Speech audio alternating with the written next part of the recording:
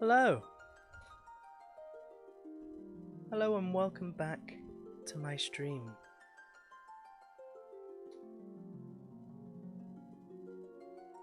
Let me just send out my notifications and I'll switch the scene and get this going. Hey Lappa, hey Black Kuma, how you doing?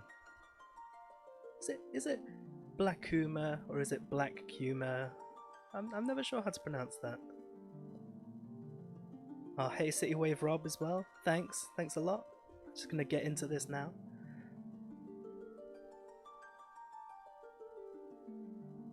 Okay.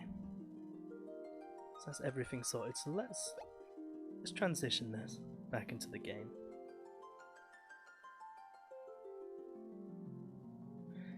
There we go.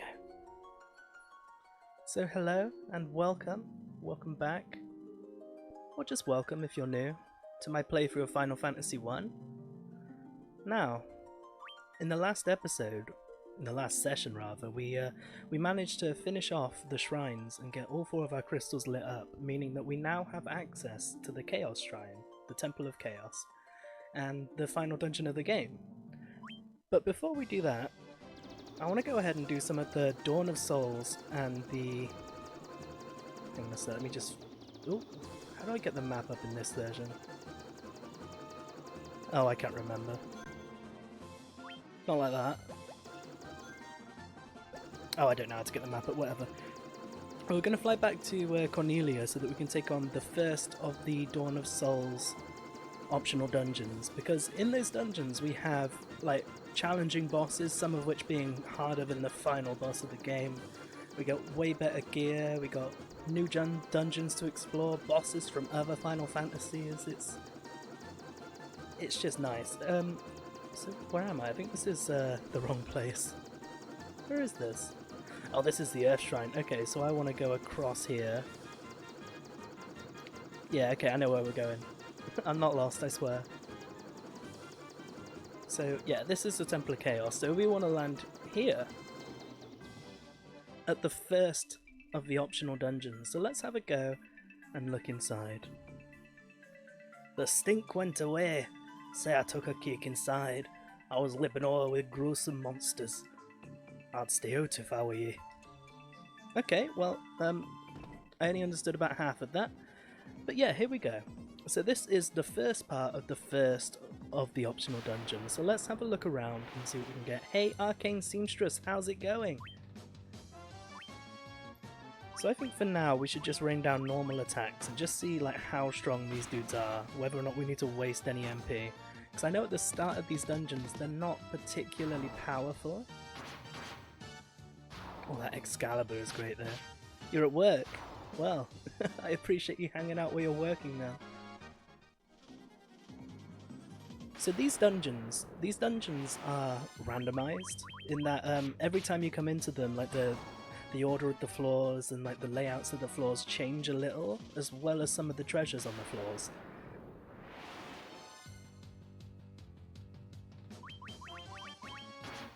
You have no delay? What, on my stream? Oh, well that's weird. Oh wow, Prom with a nearly 900 damage hit right there. I don't have it set to low latency or anything, so I don't know why there's low latency.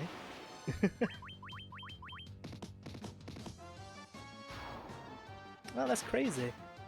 Well, I guess for once Twitch has gotten its act together.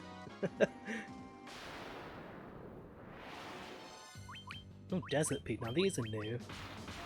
So yeah, I think for this part of the dungeon at least, the monsters aren't going to be very difficult, but when we get to the end of this dungeon, I think it's 5 floors for these ones, we're going to have some tough bosses that are going to be much harder than anything that we faced so far. And like I said before, they drop some nice loot. No, I don't speedrun. I've never learned how to speedrun any games, to be fair. I was once thinking about learning how to speedrun Final Fantasy V, but I decided against it in the end because I don't want to just spend all my time focusing on one specific game. I like to be able to branch out.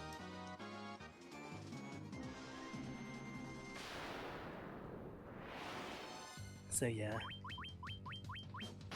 I will be playing Final Fantasy V as well, so you can see me try and do all the pro strats and then fail dramatically as we get through it. But yeah, that Excalibur on Matt is really making him rain down a lot of damage right now, compared to what he had before at least. Oh my god, the encounter rate on this floor is not very friendly. But yeah, have you ever done any speedrunning then, Rob? Because more and more I've been seeing a lot of speedrunners setting up and coming out into the scene in the last few months. Seems like it's getting more and more popular, which I'm always happy to see. I've always been more of a watcher than a doer with speedrunners.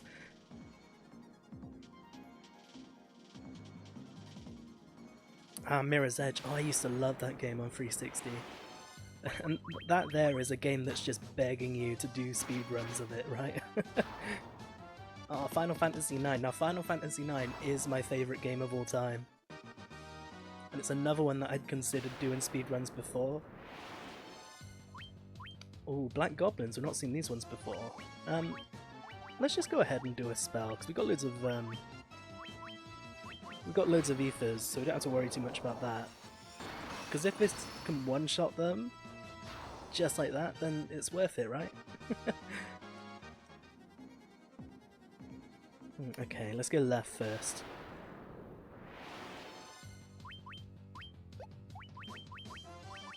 But yeah, Final Fantasy VII, Final Fantasy IX, they're both solid games.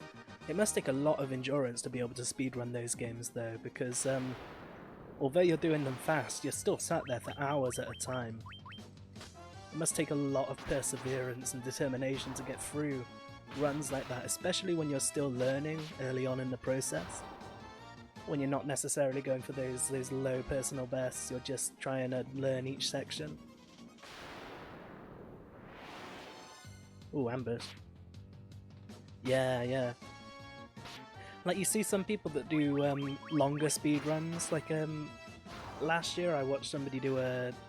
Oh, just ran away then, whatever. Last year I watched somebody doing a speed run of Ocarina of Time. I can't remember which Games Done Quick event it was, but it was one of them. And it was just crazy. It's like nearly 5 hours long. Just sat there like completely on the ball, like never breaking your concentration for nearly 5 hours at once. There's no way I could ever do that. Because if you have a lapse in concentration and mess up, then like that's it. That should run out the window, better reset. Well, I guess some of the longer games are a bit more lenient with that sort of thing, but even still, if you mess up too dramatically, just wipe that run off the record.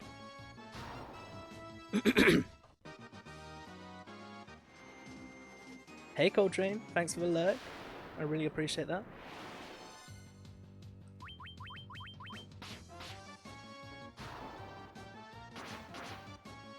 See, Bam is really coming into his own now. He's got a much more powerful sword, and now that he's a red wizard and he's getting some levels in that, he's really starting to show his colours. It'll be in the later games in the series that Red Mage will really be overpowered, because with the balance changes they made in Dawn of Souls and Anniversary, Red Mage isn't as OP as it used to be in original NES Final Fantasy 1. Because I remember back then people used to do like 3 warriors and oh, what's this? So we get agility, stamina. It's alright. People used to do like 3 warriors and a red mage. Yeah, red wizard. Red wizard is the upgraded red mage in Final Fantasy 1. So instead of a warrior I got a knight, instead of a red mage I got a red wizard, instead of a monk I've got a master, and then of course the white wizard. Yeah. Same. Like I often just like randomly mess up just small things all the time. Like button presses and that sort of thing. So I'm not really cut out for the speedrun life.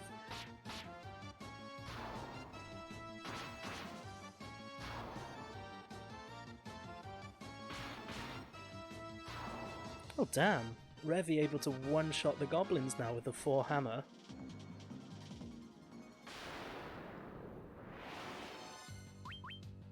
Let's get another Blizzard here so that we can just tear through these dudes. Oh, and he goes first as well.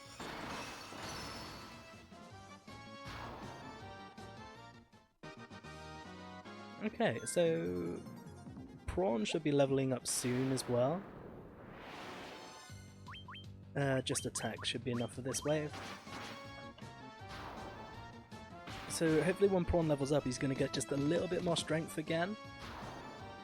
And we can start seeing him hitting over 1,000 damage without any buffs. That would be very tasty.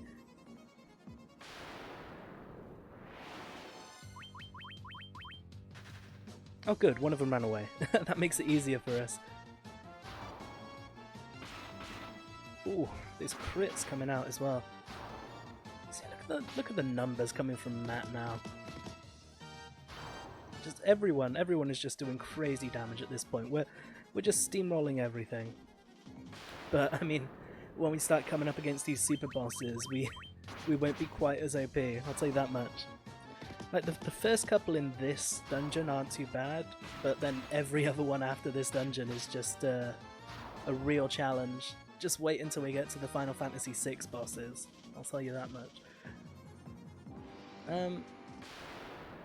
Okay, so we gotta go to the other guard all the way back here then. Redley can one-shot these, so let's just try a wave of attacks and then hope for the best.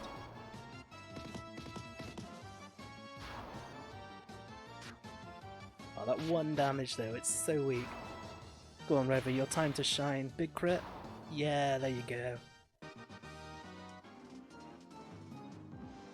I think the guard was here. Yeah, okay. So yeah, the other floors in this dungeon aren't nearly this long. It's just there's a random chance that this floor and a desert floor, I think, in this dungeon can spawn, which are pretty long. And then the rest are just like straightforward. Oh, yo BGS with the host. Thank you very much for that. I really appreciate that. And I don't know why the Streamlabs alert isn't going off, but there we go. When are Streamlabs alerts ever working properly though, let's face it.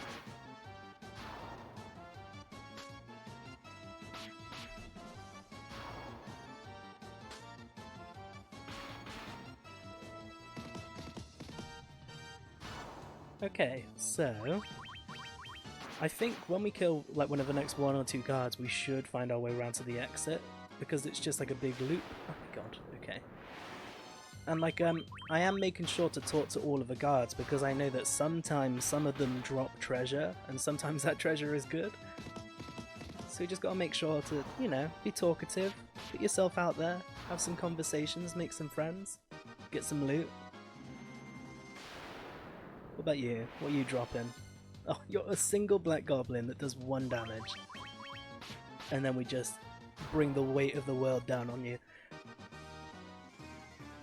So, oh, a chest. Now hopefully this is going to be something good and not just like 10 gil or something like Final Fantasy 1 often likes to throw at you. Big crits from Bam again. Oh my god, why do they keep targeting Bam even though Matt is further up in the list? So annoying. Oh my god. One space forward and then another encounter. But then again, in especially in Final Fantasy 1, but in some of the earlier games, they make it so like when you're near to some chests, you always get encounters in certain spots. Let's do a quick healara on everyone since we've taken a little bit of whittling down. There we go, that'll do. And we can go talk to the other guard and see what lies further in.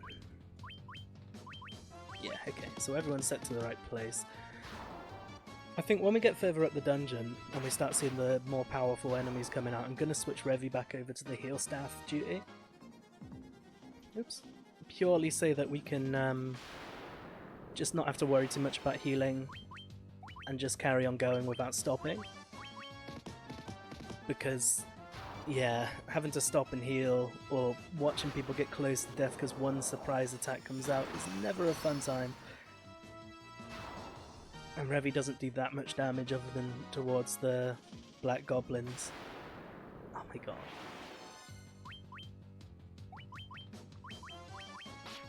But yeah, for now they do solo damage, I don't have to worry about that. But yeah, fun fact about this dungeon though, about all of the Dawn of Souls dungeons. Thank you Citywave Rob for the follow, I very much appreciate that, thanks for hanging around. And again, Streamlabs with no notification right there. Don't know what's happening. It is all set up. And I can't see whether or not the alerts are coming up on stream, but they should be. Doesn't look like it. Well, sorry about that. Maybe the updated stream. Oh, there it is. There it is. Like 10 minutes later. But yeah. What was I saying before that? Yeah, I played 15. I didn't play it on stream. I played it to myself because that was before I started streaming, but I loved it. I feel like there's a lot of places where the game could be improved, but overall it was really good, and I put about 200 hours into it. I did like all the side quests, all the hunts. And yeah, I really enjoyed it. When the new Season Pass content comes out, I'll probably replay the game, likely on stream, just so I can get all the new story content and have like a fresh blast through the main story again. Maybe not doing all the side content again, but just, you know, experiencing the story now that everything's in place. But yeah, what did you think about Final Fantasy 15? I know a lot of people were pretty divided on that.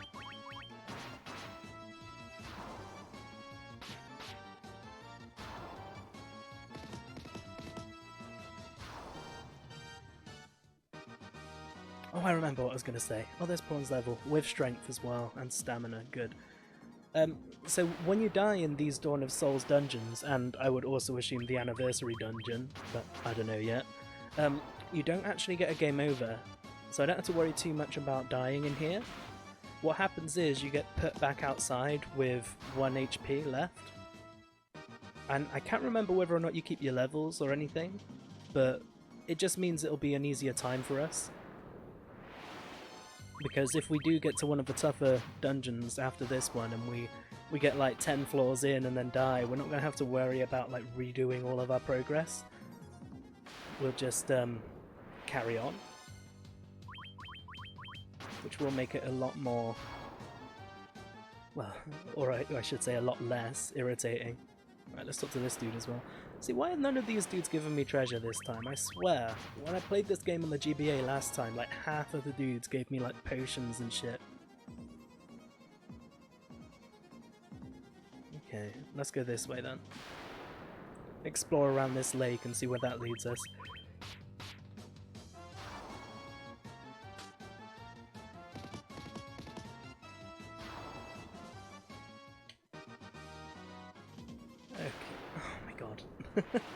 This floor is so massive, like huge. I wasn't expecting it to be this big. Like, I know the forest floors are big, but this is like a whole dungeon in and of itself. At least the enemies aren't too tough. I know that the floors in some of the later, longer bonus dungeons are a lot more fixed. They have ooh, actually, yeah, let's do a Firaga here. It's only 30 MP, so why not? But yeah, they have like fixed layout floors, they're not random, and then it's just like the order they appear is randomized. So it'll be a less sprawling, I guess. It'll be more focused and refined. You really enjoyed the story and the adventure. Like 3 times, wow, okay. But yeah, I think a lot of people hate on Final Fantasy 15 because it's not what they wanted it to be. Like, they had this pre-notion of what the game should be, and they build it up in their heads, and then of course, the game doesn't live up to the hype that you build in your head, and so people kind of let that get the best of them, and they hated on it. Not that I'm saying people that dislike the game are only doing so because of this. I just think that there's a general consensus that, oh, this isn't Versus 13, this could have been so much more if it wasn't delayed, blah blah blah. And I think people are judging it unfairly because of that. Don't know why I did a Hilaga there, I only needed like a Hilara, but whatever. I can't hold any more. What is that, Ethers then? Could be Ethers, Phoenix Downs, Tents. Either way, let's use some Ethers. Because we've got some level ups and stuff.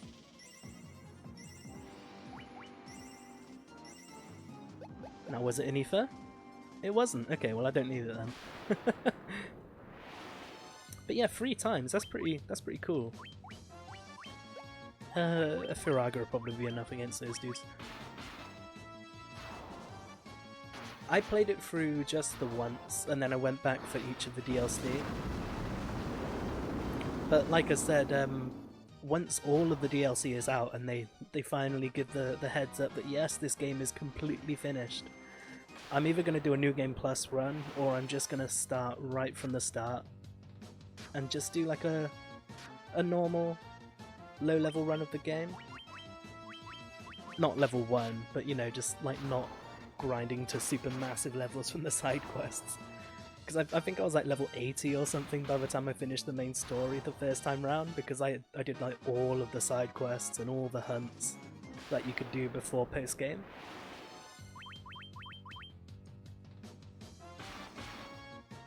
I really do enjoy it there.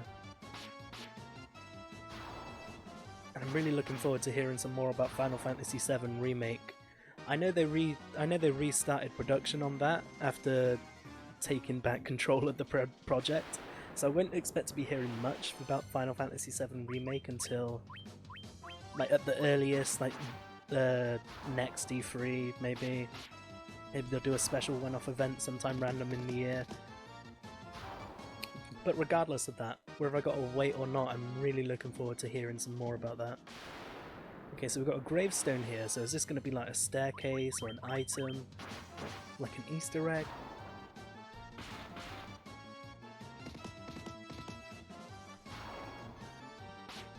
I'm guessing it will be at least.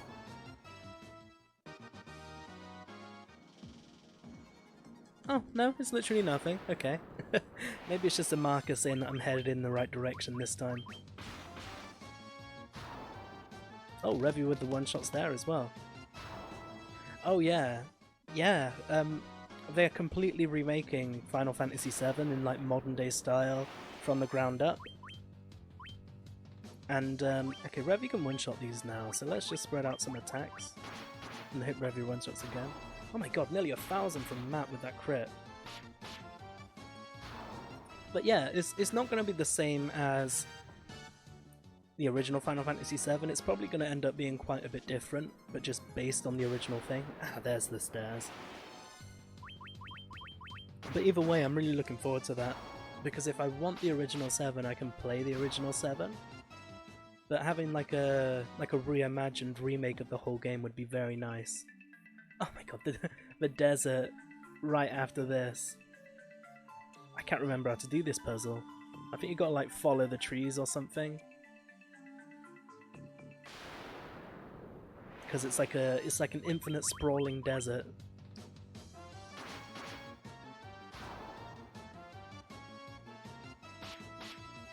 Okay, so at least we still got easy enemies for this there.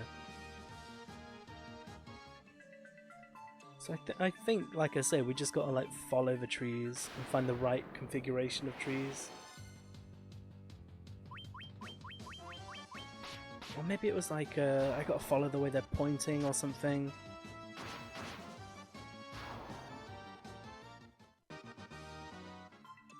Yeah, okay, let's follow the way they're pointing and see if that leads us to where we need to go.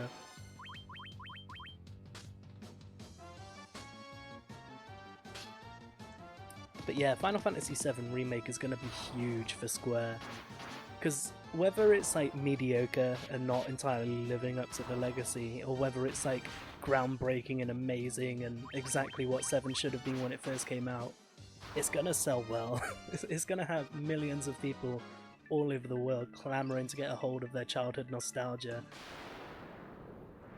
because Final Fantasy VII was one of the most popular games to sell on PS1, regardless of the fact that not everybody is an RPG fan. It was in almost every living room. Okay, good, that missed. So I reckon there's going to be a lot of people cross-generation that are going to come back and want to play that. Let's just keep following these trees, because I think that's the way we're supposed to do this.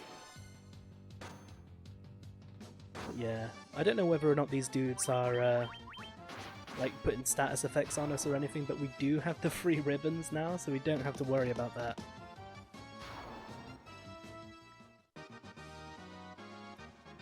Okay, so... Oh, shit, one sec. I just accidentally clicked off my chat window. There it is. Which way was I going? This way.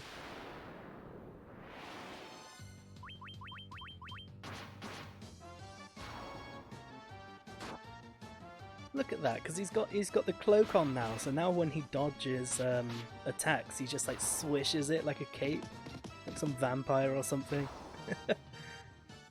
Bam is Dracula apparently. And then up this way. Is this leading anywhere, or am I just walking in circles? I can't tell. Go on, go over 1,000, one of you. Just do a nice big crit. Get that one extra hit and show us 1,000 damage. What was this? Left? Is this just putting us in circles though? I can't really tell. Or does going in circles even really count here since it's infinite? I guess it's just like whittling me down to a specific point. Exit. Exit! Now before we go down these stairs, let's have a quick look around this lake right here and just make sure there isn't any loot or anything. But yeah, now that the two worst floors are out the way, the rest of the floors are going to be straightforward, like standard dungeon and cave setup. Just like one or two branching paths and then just straight to the goal. So it'll be a lot easier. Okay, there's nothing. Let's go downstairs then. Ah, treasure. A protect drink. Now that'll be handy against some of these super bosses. Okay, the stairs are there, so let's go down here first and see if we can find any more treasure. So we got something we can't hold any more of, so I don't care about that. Nothing here. And a speed drink. Okay, so we've got a couple of buffs, which would be handy for the upcoming bosses. And then a single black goblin to just cut up. How much money do we have now? Oh, wow. Over 600,000. Like I said, we don't need money for anything at this stage other than restocking ethers. Red Fang. What's Red Fang? I'm guessing that's like a usable like fire damage item or something. Where is it? Here. Cast Fire, okay. But we already have the wizard staff that can do that, so we don't need it. And then I think down these stairs is just the first boss fights. So let's beat these goblins to a pulp and see if we can fight the first super boss.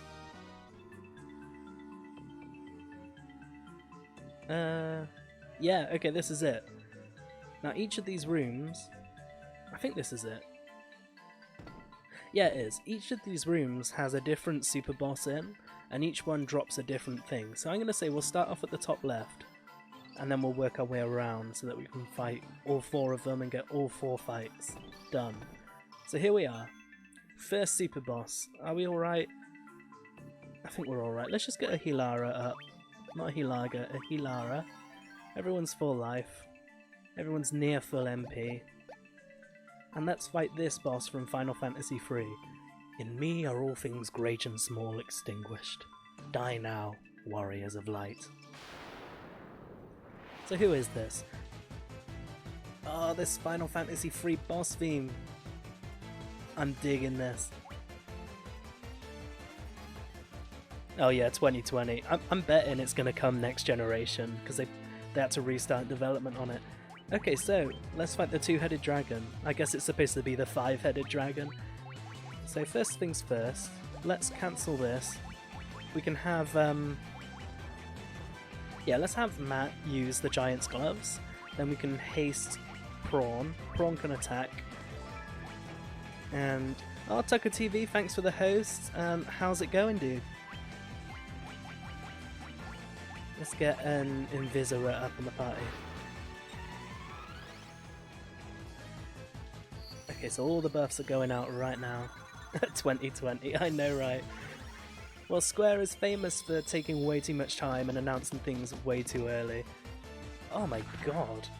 Against the boss, that much damage. But yeah, he just did 200. 200. Okay, so now we need to haste Matt. Now you need to use the giant's gloves. And then a Protera. Oh my god, so much damage.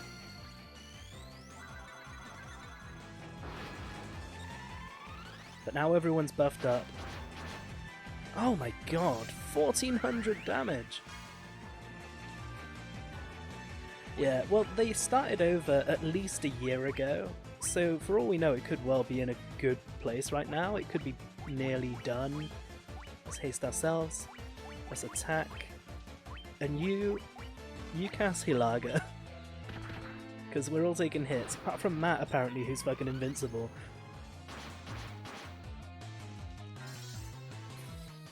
But I think arguably this is the easiest of the bosses, so it'll probably go down pretty soon. Oh yeah, there it is. Well, they said it was episodic before, when it was being made by the previous company. But I'm not sure whether or not that's still the case. Oh, Bard's Tunic. I don't know if anyone other than Thief can equip that. But if they can, that's a really, really good piece of armor. Bard's Tunic. I like Loose-Fitting Tunic, it raises evasion. Oh no, I don't want to equip it, put the Dragon Mail back on. I want to see how it is on everybody. It's not quite as good as the Ruby Armor. Diamond Armlet. Okay, well, if we had a Thief, a Ninja, that would be great, but we don't. So, Strange Force bars the door. Yeah, they might well have scrapped that idea of making it... Yeah, okay, so we gotta fight like one boss at a time, and then we come back into the dungeon to fight the rest. But it's only a short dungeon, so if we don't get unlucky with the forest level again, we should be able to blast through it. I think we're good here. Whoops, let's save, since we got one of the bosses down.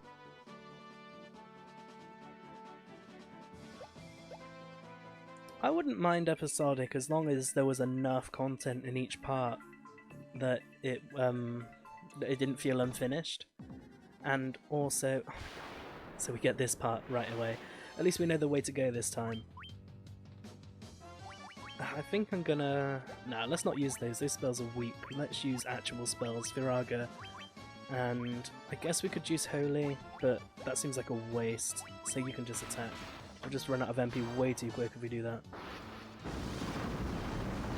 Like, one thing I would love to see if they do stick to the episodic idea is like, rather than other episodic games where it's like isolated chapters, I'd like it to be like one continuous experience, like each disc maybe.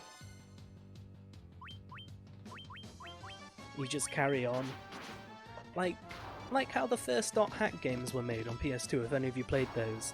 Like each one was like a fully defined experience, but when you played part 2 after part 1, you just carried on with like all your same levels and gear and all your progress, and then it's just the next chapter of the game.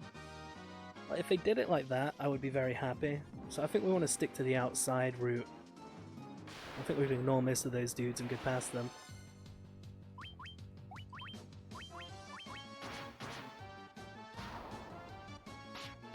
Yeah, I know, right? Because .hack, especially the original 4 games, are very underrated.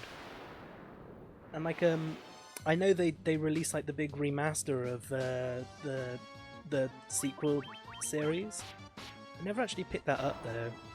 I might pick that up at some point on my channel because those dot hack games are just the best. It's Sword Art Online before Sword Art Online was cool. Though I guess Sword Art Online isn't really cool anymore though, is it? It's more hip to hate on it nowadays, unfortunately.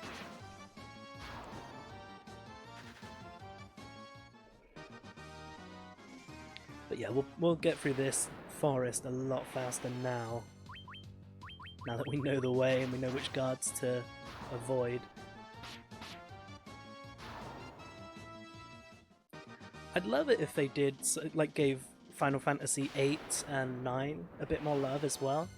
Because obviously, like, 1 and 2 have had loads of remakes and remastered, 3 got a fully 3D remake, 4 got 2 sequels and a fully 3D remake. 5 didn't really get anything, that really didn't get much love either, it got like ported and remastered for PC and that's it. 6, again, same. But then like 7 gets like re-released on every new console in every form, they're getting the remake, they had a whole series around it. 8 and 9 have got nothing, 10's got sequels, 12's got sequels. They need to show more love to the more popular games in the series, I think. Not that I think 8 or 9 really need sequels or anything, but I don't know, just a bit more of the spotlight maybe? Because I think both 8 and 9 are better than 7, in my opinion. Though a lot of that in my books just comes down to the fact that the Final Fantasy VII translation isn't very good, and so a lot of the plot doesn't really make much sense unless you have to look it up or string things together and jump to some conclusions. That's the main thing I think I'm looking forward to with Final Fantasy VII, because obviously Square is where it is now. It's they're not gonna skimp out on the localization of the game. They're gonna translate it properly. They're gonna make sure everything is A+ before they ship it. Oh, is this the wrong way? Is it slightly different? Oh, I hope not. But yeah, so having the story of Final Fantasy VII being told as it should have been told originally will be so good. I guess I went the wrong way.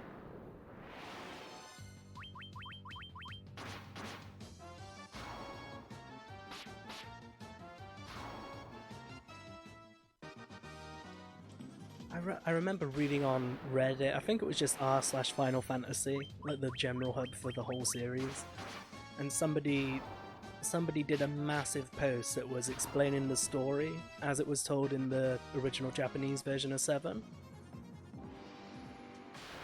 Up there was treasure, so we go left. And like there's so many differences, like the intentions of the clones. I'm not going to go into too much detail because I don't want to spoil it in case people haven't played it, but like the intention of the clones and like the actual nature of the clones, the story of Genova and all of that, a lot of it is either left unsaid in the translation or explained in an erroneous way. And so it means that some plot threads either go nowhere and don't make sense because you don't get the proper information, or it just comes across as poorly written.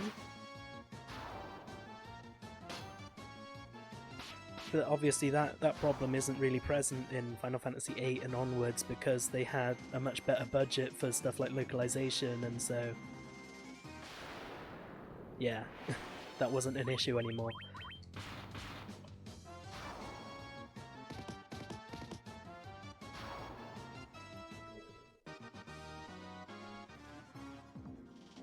Okay, so I think we go left of the lake here and then go down, right? And then we know to follow the tree arrows in the desert if we get that again. And then we just go to the next boss. Oh, god damn it. They do so low damage. I wish that like if you gotten to a point where the enemies don't hurt you at all and don't give any good number of XP, then it would just skip the encounters like modern day RPGs tend to do. Because I mean, they remade this from the ground up for the PSP. They could have implemented a feature like that. Ooh.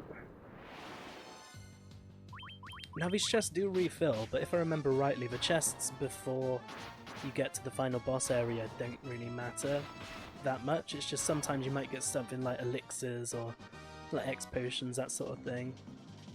So it's worth checking out occasionally. But I feel like now that I've seen the whole floor once, it's probably best for us to just move on so we can get the rest of the bosses in. 3 more secret dungeons to do after this one, each one harder than the last. So I don't want to dilly-dally too much on each floor. Yeah, we'll do another Faraga there, just so we can kill them dead. Good bam. Or Revy. Oh, damn it, I could have just attacked since Revy got the crit.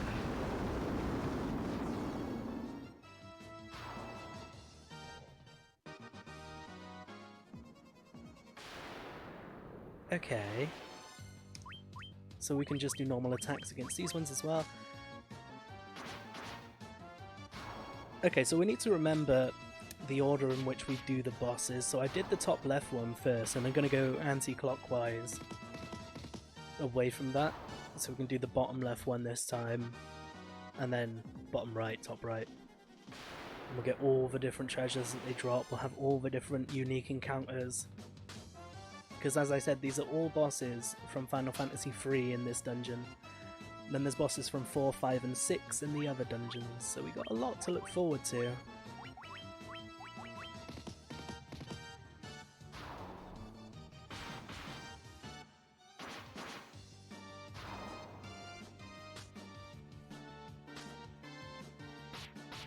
Okay, now Revy, give us a big crit. Oh, wait, Revy already went. No big crits from Revy tonight. So, here. Into the desert? Okay, no, we get the shrine this time. Shrine is a lot nicer, because as you see, we can get through these floors in like a minute. Vampire Fang is... Oh, we've already got one somewhere.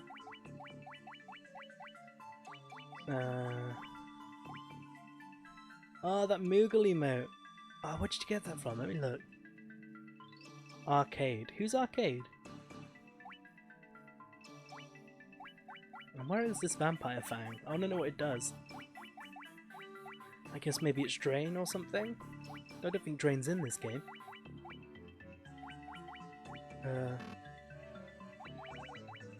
I don't see Vampire Fang anywhere, unless it's a weapon.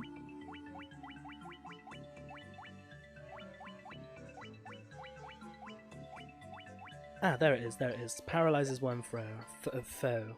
He streams The Sims. Ah, well, fair enough. Blue Curtain. I'm guessing that is like ice defense? I'll cast Null Shock, okay. Not ice then. So we got Null Shock already. We got Null All already, so we don't really need that. So we know the exit is to the left there, so let's go down this way and see what's in the chests this time. Yeah, I don't really watch The Sims much, to be fair. Like the only person I tend to watch when they're playing The Sims is Smixer.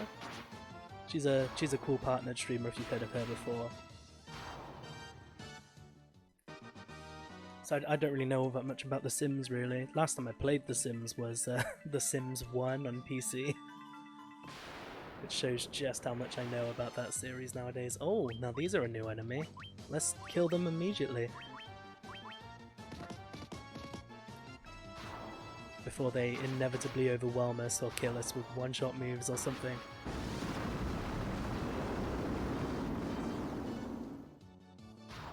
Okay, so a Firaga is enough. Hey, Wizard Merlin with the auto host, thank you very much. I appreciate that. And a speed drink. Okay, so another Firaga will be enough to finish those guys off, and then I think the next floor... It's either going to be the desert or the bosses, I can't remember. Because I think the desert does show up every time.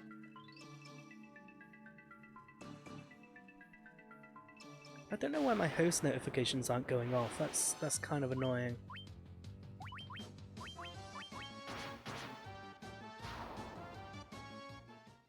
Oh yeah. Yeah, it's changed a lot. Okay, so here we are. So let's just walk around until we find the arrow. Oh, here it is. Right away. And we know, obviously, now we just need to follow the arrows around and then we get to the exit. But yeah, like when I was a little kid, me and my brother, we used to have houses in the same neighborhood, and we just we'd take like half-hour turns going into our different houses and building things up. And then like every now and then we just piss each other off by like ruining the relationships between our families. It was just the best. But like for that first generation of Sims though, I had almost all of the expansion packs. I think there was only like 1 or 2 I was missing. But then when The Sims 2 eventually came out, my PC just wasn't good enough for it. So I had to wait on that. And then eventually I just sort of forgot about it.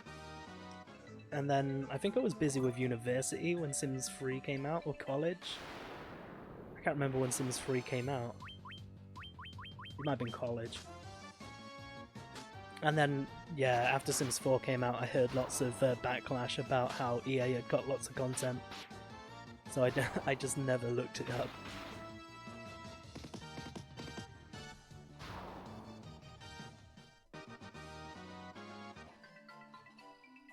So, okay, good. So here we are again, back at the boss area. So let's get this bottom left boss. Can't remember which one is which, so let's just get a little Hilara up. Get a couple of Ethers going, which I put up here. Where are they? There. Okay. So let's just refill everyone's MP all the way up, so we've got all our buffs and heals available. So you've managed to reach these depths. I commend you. But your journey ends here, I'm afraid. So what is it this time then? Ooh, Cerberus. A personal favourite of mine from Final Fantasy III. So let's go Giant Gloves, let's go Haste, and let's go Attack. I guess against Cerberus we'll probably want some defences first. I don't know how much damage he's going to do to my non-tanky battle members. Obviously to Matt he's always going to do low damage. But now we got some defense, so we're good. Oh, 20 hits. Okay, so now you can attack and get hasted. You can use the Giant's Gloves and Invisora.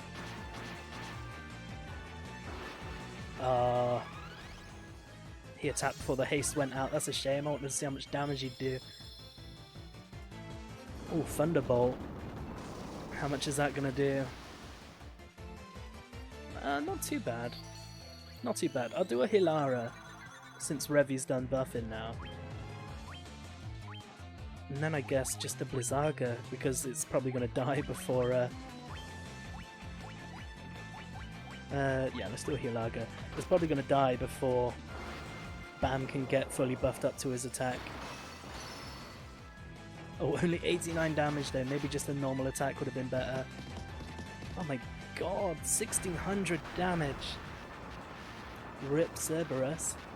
What are we going to get from you? You were definitely weaker than a two-ended dragon, so let's see what we get. Kotetsu? Now, can anyone other than the ninja wield that? That's the real question here. Whoops. Because we don't have a ninja. No, but it's... Ooh, designed for easy use. Is that going to be better than this? I don't think so. No, it's not. Can you wield it? No. Well, okay. So that was useless. But yeah, after this first dungeon though, all of the weapons and armor that we're going to get is going to be either equal to or better than the ultimate gear. So let's go ahead and use up our ethers, refill. Then we'll just get a cheeky heal out from Matt, get some curas spread around.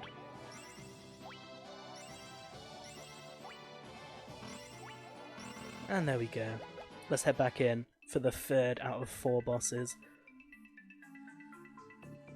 But yeah, when it comes to the next dungeons, after the 2nd one, we're not going to have to keep coming in to repeat it. It'll just be one long dungeon with like several bosses along the way. This one is just shorter so that it's easier, so you don't have to do the whole thing in one go. You can... Oh wow, white curtain. So the chests do randomly spawn then. I wasn't wrong about that. Well, either way, we're going to go for the exit, because there's no point dilly-dallying whilst the loot isn't amazing. So yeah, after the 2nd dungeon though, like I say, it's just going to be one long gauntlet of challenging enemies and boss fights. And we should get there pretty soon. Pretty soon. But doing these dungeons first is a bit... well, it's a bit of a requirement because some of the items they dropped are going to be really handy to use, and plus obviously the levels that we get doing this are going to give us a bit more of an edge when it comes to the more challenging fights. I mean, you saw how much damage that 2-headed dragon did to us at this level in this gear. And this is like the weakest set of super bosses. So we need to just make sure that we're strong enough to be able to take some hits as well as dealing out consistent damage. Because obviously the stronger bosses have a lot more defense, so we're not going to be able to hit them for like 1600 damage a hit when we're all buffed up. It's going to be a lot lower than that. So we just need to get like those few extra points into our strength so that we can just tip the scales a little bit more into our favour. We should be pretty close to leveling up now though, after all these fucking encounters. I'll have a check at our status after this fight.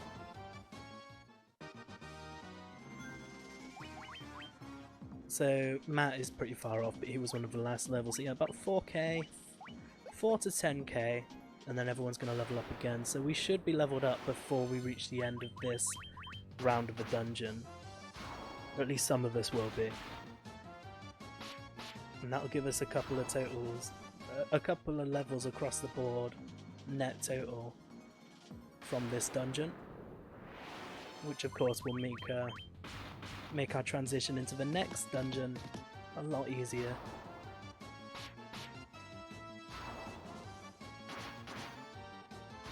Now, I said before in last stream, I think what I'm gonna do with regards to making the end game more fun is I'll have a separate save now that I've got ready to go. I think it's this way. Yeah, maybe.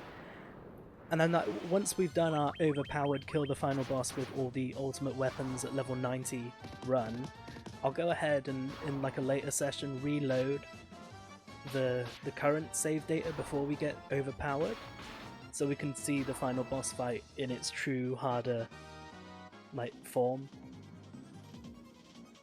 And that way we can get the best of both worlds. We can like fully complete the game and get overpowered as hell, but also fight the boss how it was meant to be fought. But I doubt we're going to see the final boss this session though. We've got so much super boss and optional dungeons to do before we get to that point. I think we'll be able to get a majority of the bonus dungeons done, if not all of it, for the Dawn of Souls part at least. Which means next session I'll probably do like the anniversary dungeon and the final boss fight. But I don't know, I've no idea how long or difficult the anniversary dungeon is. I just know that you're supposed to challenge it after you've done everything else because it's got the hardest boss in it. Even harder than the one at the end of the Final Fantasy VI dungeon. I think it was Death Gaze or something. It's one of the harder optional bosses from Final Fantasy VI. But yeah, you get some sweet loot in that dungeon, I'll tell you that much.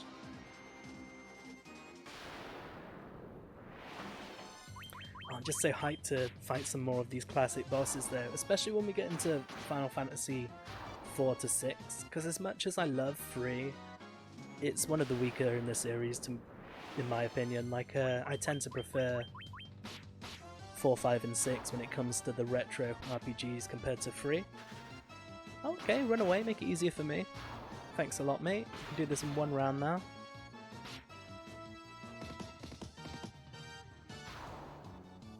I just need to make sure we get some strength level ups as well from our levels. That'll really help us out a lot. Because honestly, Revi's got enough intelligence now. She doesn't really need more intelligence. Because her heals are going to be able to heal us up just as well. What she really wants now is just some extra strength, so she's got a bit more utility in these like random encounters and between buffs and heals in the boss fights. Because right now, like, she does about 100 damage max against defensive enemies, like bosses. But I'd love it if we can push that up to like 200. Because like, obviously we wouldn't haste and temper Revi, but having just that extra chip on the end of our big attacks would certainly be appreciated. Bam could really do with some more strength as well. Like, what is his strength at now? 21 compared to 35 and 32. He's only got a few more strength than Revi. Yeah, he needs to get some luck with those strength level ups. Anyway, let's get to the more fun part of this dungeon. Getting our loot and fighting some bosses.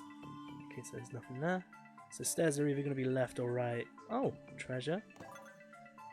White Fang, now that one will be Blizzard. Okay, so stairs are over here then. Oh. Okay, preemptive strike, that's brilliant. I'll just run some attacks then so we don't waste any MP. Because they ain't going to hit us back, so we can just finish them off right away after. Oh, 54 damage from Revi. Wow, just so low. Even with the Force Hammer. Though these dungeons, to be perfectly honest, are generally tougher than a lot of the other dungeons. Like the enemies are a bit more defensive, especially those wild knacks. Okay, let's find the trees. This way.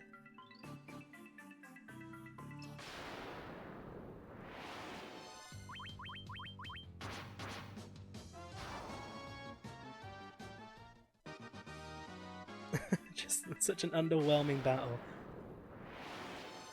Here we go. More than one enemy. They might actually get some hits out before they die this time. Okay, well, everyone hit the right targets there for them all to die in one round, so no hits on us, I'm afraid.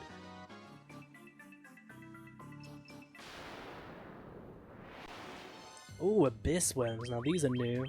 If they hit us, they're probably going to do a lot of damage. Oh wow, they don't get one shot.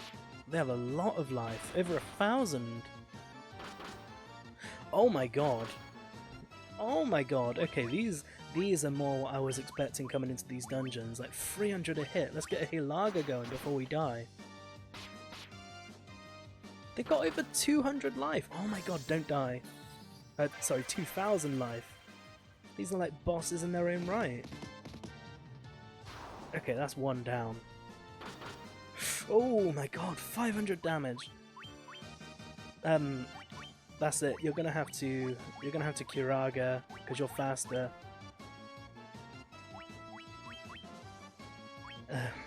And a Hilaga again. Yeah. I was expecting them to hit harder, but not as hard as this. They scare me too. Okay, so now we're in a much better position.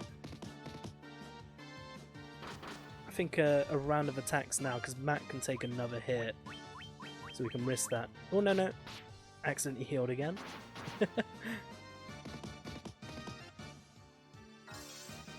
It's fine. We could do another heal. Oh my god, that one shot!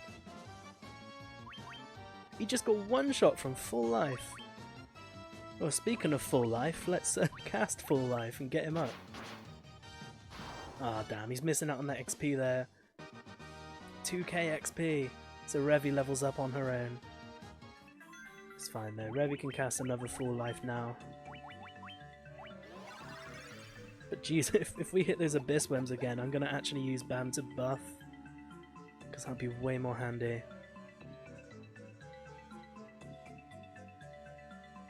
yeah, like I say, in the rest of the dungeons, the enemies are going to be more akin to that. It's just the first two where they're a little weaker. Because I guess you're meant to challenge these like a little earlier in the game, but I didn't want to do them too early in the game because it would just make the balance really thrown off from earlier in the game, which I didn't really want. I was saving them all for endgame. So we got a Fire Fang, an Ether, and then the boss room. How many of the bosses did we do? Did we do this one yet? So we fought Cerberus, we fought... what else did we fight? We fought Cerberus, we fought the two-headed dragon, we fought... I think this one we haven't done yet, maybe? Because we need to, I know that Echidna's here, what else is there? Oh, the Ariman. So yeah, we haven't fought this one yet, let's go in. You've done well to come this far, but you will come no further. Oh! There we go, sorry. My chat just disappeared. Oh, there's the Echidna, with like a fully formed breast with nipple there, so please don't report me. Haste. Oh, we forgot to restore MP, but we don't really need to. So let's get Invisora up first. I think evasion will probably be handy.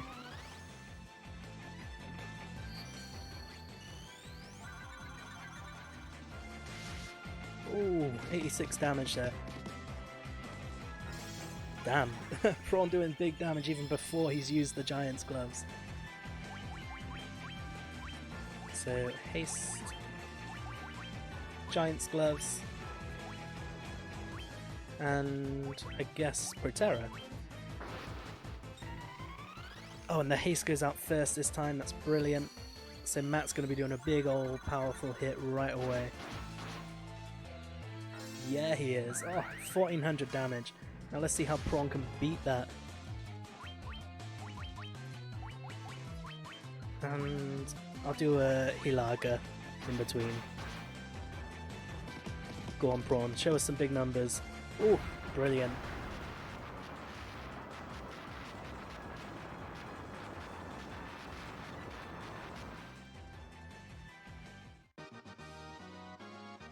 An X potion.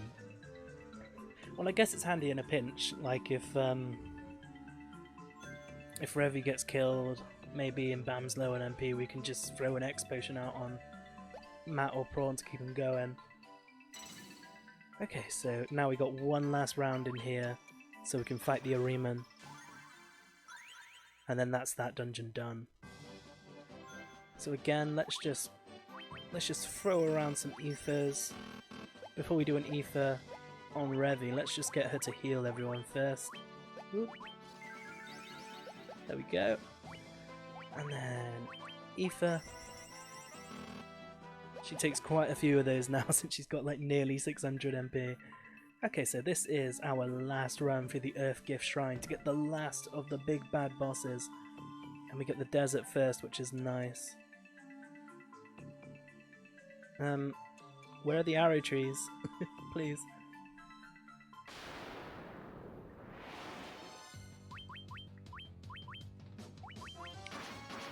So we need to find those arrow trees so they point us in the right direction, but unfortunately we didn't find it right away this time, so we need to look for it.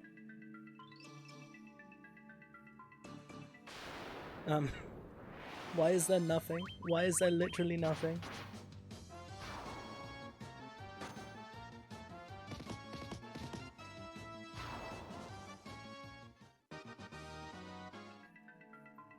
Hello? Let's move over a little bit and see if they spawn. Maybe I'm just like perfectly running between the tree formations. I ran south from a previous tree formation there, so I should hope that I run into another one soon. But of course, it's giving me no trees and lots of monster battles.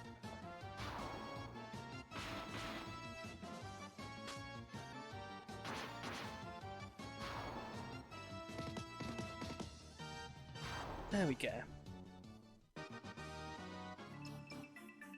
Trees? Hello?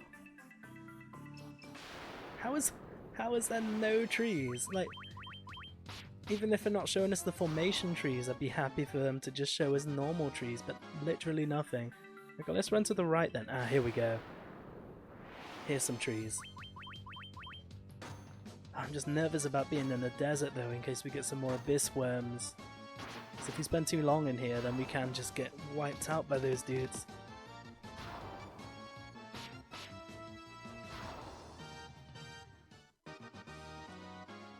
Okay. Oh, it's not a direction tree either. Okay, let's carry on walking. It's because it's the last time, isn't it? So it's just giving me the most shit to deal with. Because of course, once we get through this dungeon, we're done with the dungeon. It's completely finished. All the bosses will be dead. Come on, give me some trees. Like, a Gloom Widow is okay too, but what I really want is trees to point me in the right direction. Oh, Revy! Hit hard enough to kill it this time.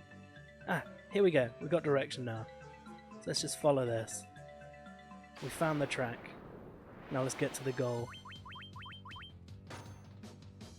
1 damage. They really do nothing, don't they? I think if Revy gets like 1 or 2 more strength ups, then she's going to be real handy for the rest of the game. Okay, to the right. Down.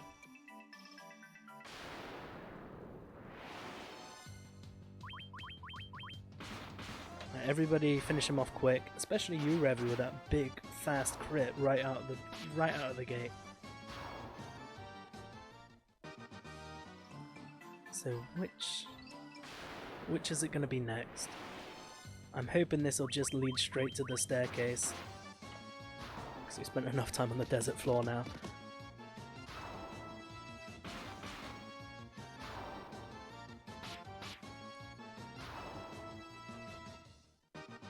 Okay, so right. Go on, give us an oasis. Okay, up. Go on, give us some Wonder Wall. Oasis. Left. Up. There it is.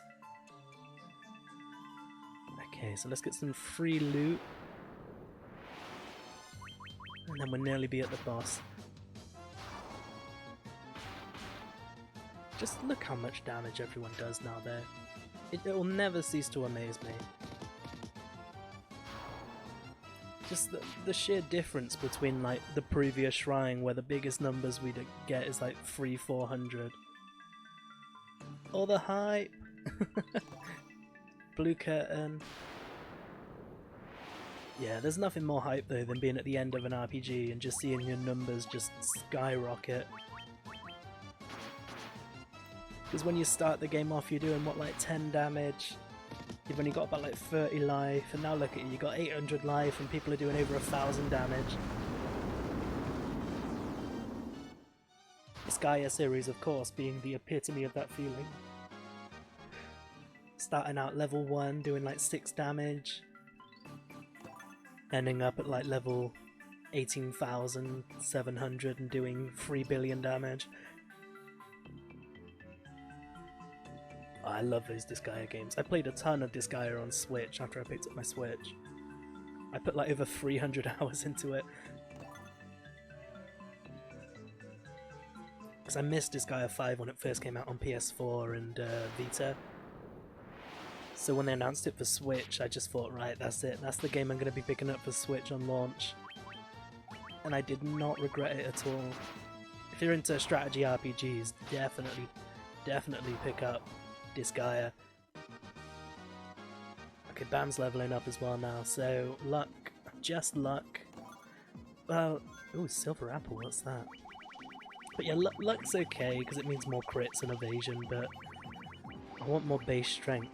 Silver apple raises max HP by 5. Well, give them to Bam then because he got one shot by that attack earlier.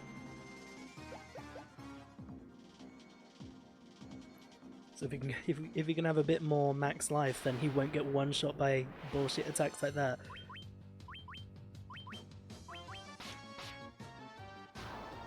That'll really be handy. Like, if we can get some strength as well, some strength apples, I guess. I might use those on Bam just so that he can beef up his melee attack a bit more. Because I feel like if he has just a little bit more strength, then he'll be able to hit considerably more, because he'll go like past that threshold for damage. But I don't know, cause I feel like Matt and Prawn are getting enough strength ups through their natural level ups as it is. But we'll see, as we get further through the dungeons and get to the tougher fights, we'll be able to decide who needs that extra strength.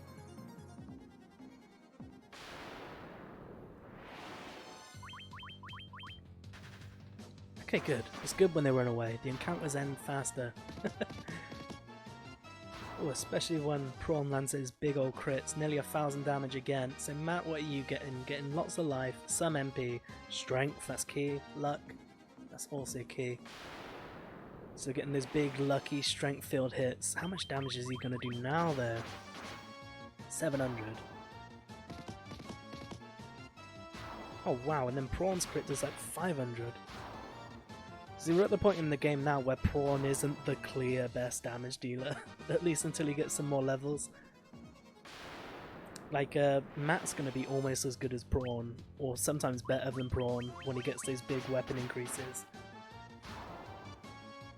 For the rest of the game now, they're going to be like neck and neck, going back and forth. That's why the 3 warrior setup in the NES was a lot better.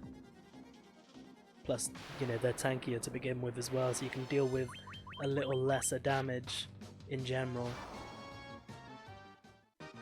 If it means you're going to be getting a lot more damage. I mean, a lot less damage taken, sorry. So I think we go up here. So if we just wipe out these spiders real quick, we should be able to just go up and carry on around.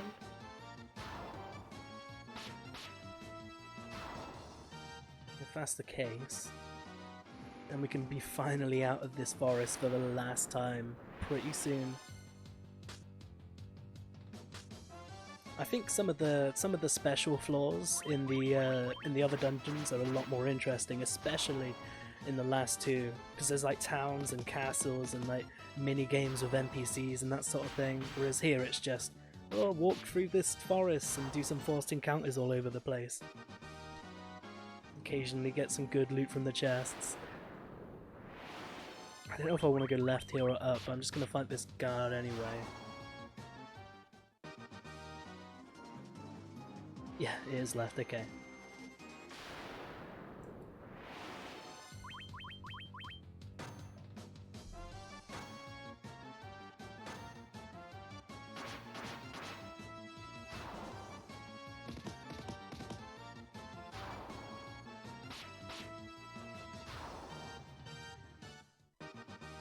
So, yeah, this is right, and then it'll lead to the lake, so we can just run north past the lake, cast a cheeky Faraga on the way. And we've already got the annoying floors out of the way, we can just go straight into the boss fight. The boss fight. So, oh, there's a treasure chest up there. I'm gonna skip it. Even if it's like a stat up item and it's not that essential at this point in the game, because we still got like half the level ups in our arsenal that we're going to be getting as we go through these dungeons. They're going to be coming thick and fast real soon. Okay, sure, everybody just attack first, why don't you?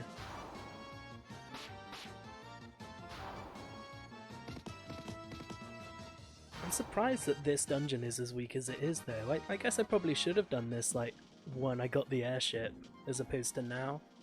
But hey, it doesn't matter, we're doing it now. We can just do it quicker this way.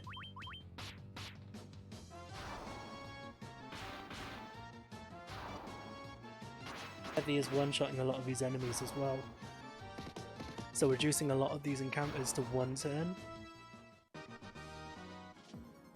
Oh, and another chest there as well. Hopefully we'll get something good. Not just, oh, you can't pick this up because you've already got 99 of them. More silver apples. Let's get some silver apple hype.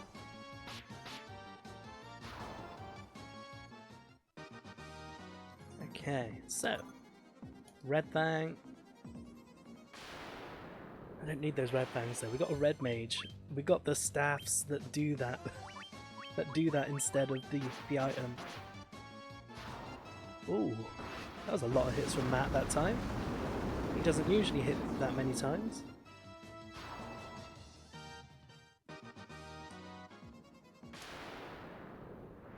We're going to be millionaires by the time we're done with this dungeon, I swear. Attack should be enough, because Revy can one-shot them now.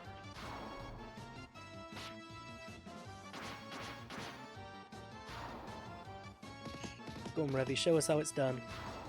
Got all the faith in you.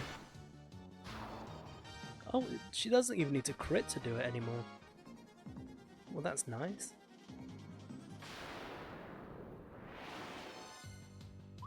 Oh, that's what I like to see, preemptive strike. That's not what I really like to see, the Revy. But then again, these enemies are pretty defensive compared to anything else. These hard shells. Oh, why did I talk to him? Why did I do that? Just prompted a battle for no reason. It doesn't matter, it's more XP.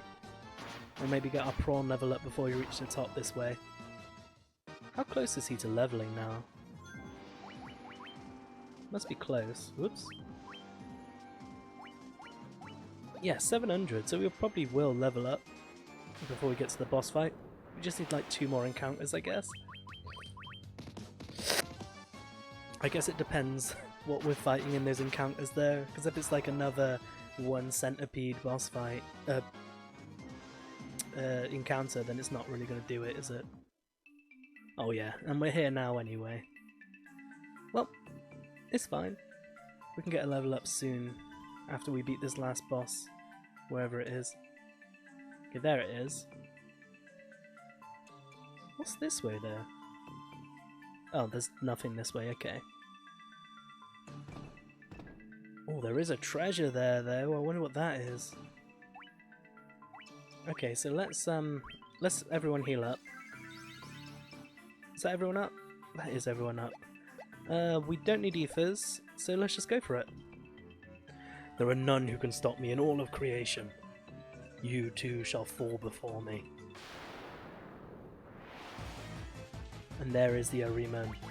So Giant's Gloves, Haste, Attack, I think Invisora first, because this one does magic. Do 11 damage to Matt, that means a lot of damage to everyone else.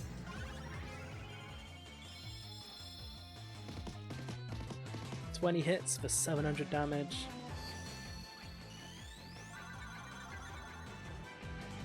Okay, so get our haste onto Matt, attack, get our Protera up. Ooh, 117. That's not too bad. It's not too bad. We can easily deal with that, especially now that we've got Protera up. It'll be a lot easier. Oh, I just attacked with Prawn. He was meant to use the damn glove. Well, it doesn't matter then. You can use it this time. And you can attack. Oh, that miss though, that Invisora really helping out. Now, these attack buffs can stack, so I guess I could just see if we can get another cast. Where is it? Temper, there. Oh no, he attacked before, so...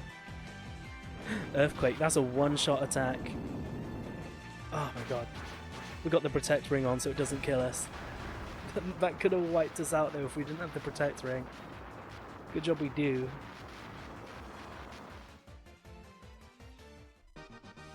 So yeah, a dry ether. Wow. A Mega Elixir there, that's handy. That's real handy.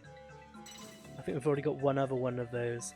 But yeah, with that, the first of our 4 dungeons is done. I think the next dungeon that we want to go for is the Hellfire Chasm. think that's what it was called. I'm pretty sure that was the one that was like with the amongst the dragon caves. So I think our call of order is to first go back to Cornelia so that we can take the airship. Or we'll get into a random encounter against the weakest enemy in the game, why not? Let's see how much damage we do against them. 800, 140. We do a lot, just basically a lot. Yeah, run for your life. They have 8 HP.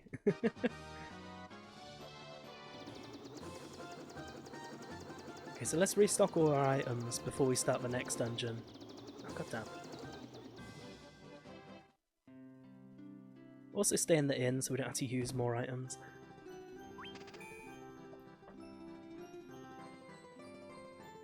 And now the real endgame dungeon grind can begin. Though I guess it's not really a grind. Not too much anyway. Because the challenge is different every time and it gets stronger in each dungeon, so it's worth it. So where is the item shop? I think it's over here. Yeah. Oh, we can't buy ethers from here. God damn it. Well, I guess we'll just have to fly to another city that's near to the dragon place then. We can just pick it up on the way, that's fine.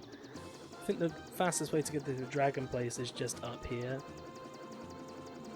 So I guess we'll like stop off in Gaia. Oh, is that where we want to be? Yeah, this is where we want to be. Let's go to Gaia first. Restock all our ethers. Ooh.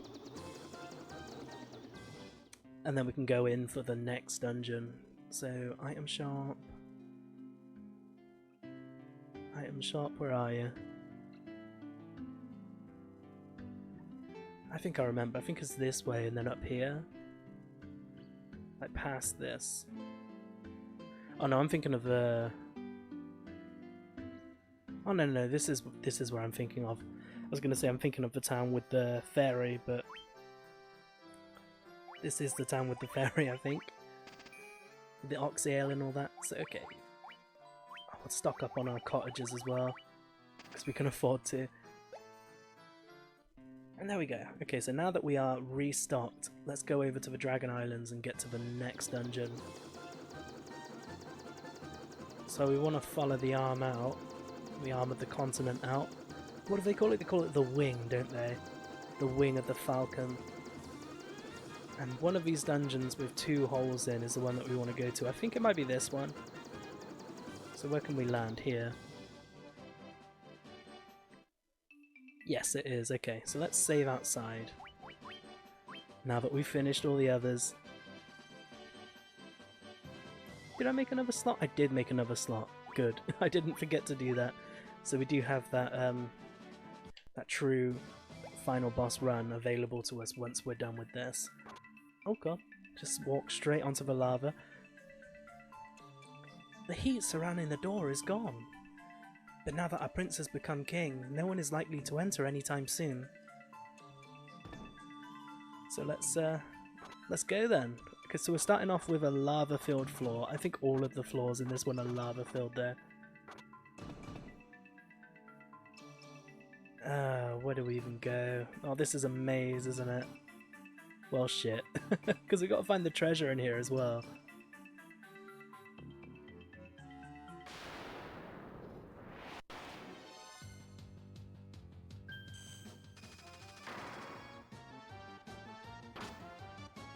Oh wow, it's these suits again from the first shrine. But yeah, I think there's 4 bosses again in this dungeon, and then after that, it's just one run through each dungeon. But this one's going to be a step up, so we got to watch out. Okay, so Prawn leveled up and didn't get strength, but got more crit. So I'm okay with that. Okay, where's our treasure at? Where's our staircase and our treasure?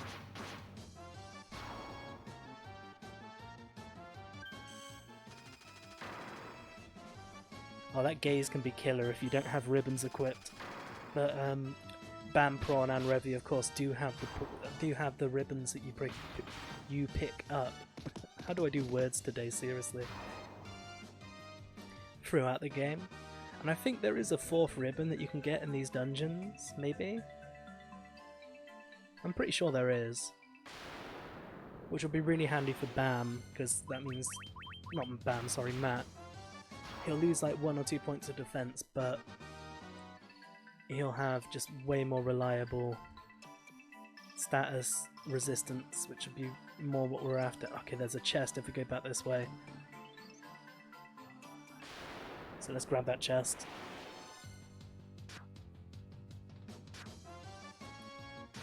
So I want to see like what sort of level the gear's at in this, not just the gear, but all the item drops and stuff are in this dungeon. Because it's either this dungeon or the next one, where the challenge just suddenly skyrockets when you get to the boss fights.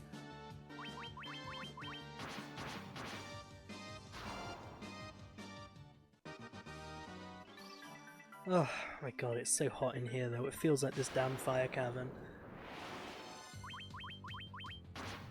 Just gonna grab some water real quick whilst these are fighting.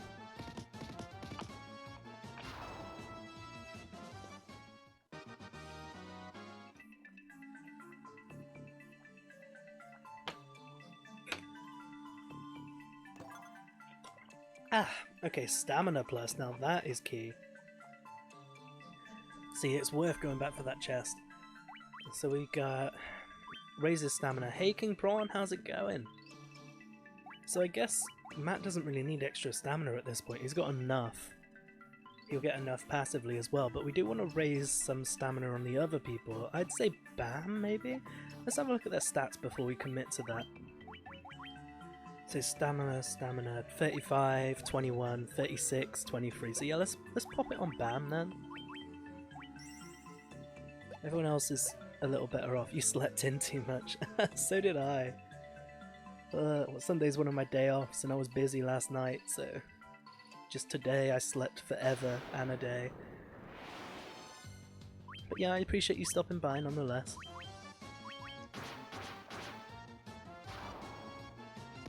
We're just taking on the second of 5 optional dungeons, which each get more difficult than the last. Oh, how do we get that way? Oh, it doesn't matter, fuck it, we'll just go down. What the hell? This is legit the world map, but it's a dungeon and I'm running around. This is weird. Oh, a new enemy there, Yellow Ogre. It's just the world map. Oh good, they're not a super strong one.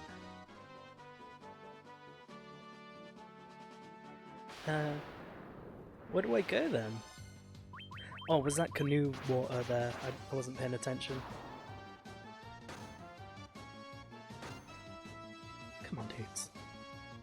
You Gloom Widows, you do like nothing to me. Just roll over and die. Do me a solid. I guess I could have done a Firaga there, but I don't want to do a Firaga until I know how long this dungeon is. Because I think it's 10 floors now, instead of 5. So I don't want to be using too much MP. Oh yeah, this is canoe water. So let's navigate this maze of rivers then and find out where to go. Oh my god. Chests on the world map, that's just weird. We've got ships and stuff. This is so strange to me. Okay, before we go that way then, what's up here?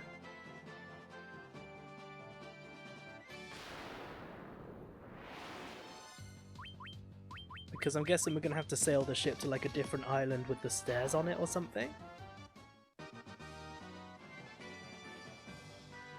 But yeah, like, I could swear I'd never seen this when I played the GBA version.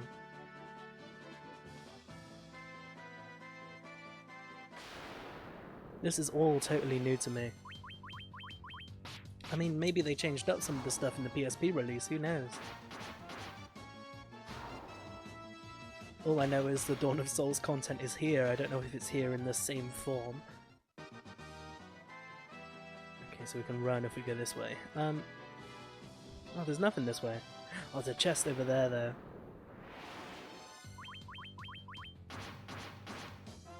Let's see if we can get around to that chest.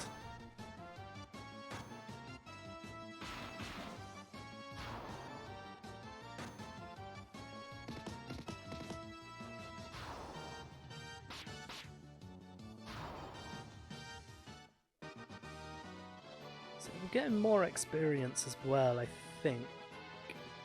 Okay, so we're going to need the ship to get to there, so let's get back to where we found the ship. Just around here, and then we can carry on going through this floor. So I guess that is, like I said, the goal of this floor then, it's to... Oh! We haven't been here. I guess that's the stairs down then. What's this? Just normal ass palm trees out on the world map. This is so strange to me. There's nothing down there. I guess let's go down that hole then. I guess that's the stairs we're looking for. Or can we go into the waterfall? Because that was a dungeon on the world map.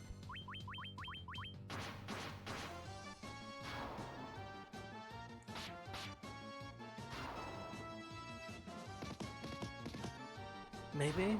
Who knows?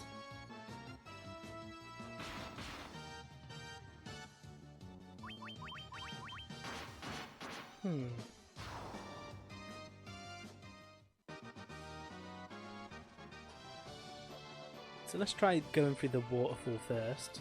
Oh no, we just go up the waterfall, okay. So... Oh, a town, okay. Look, it's nothing personal. They ordered me to not let anyone through, so I don't. So can I ask you to turn around and head back? Nothing to see here. Move along, move along. Oh, it's a town, but there's also enemies. Okay, so there's usually like inns or spell shops or like that sort of stuff in these villages. Like sometimes shops that sell really rare or interesting loot.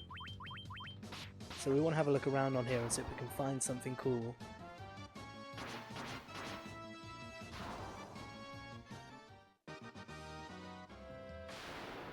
Oh my god, the encounter rate though is through the roof in here.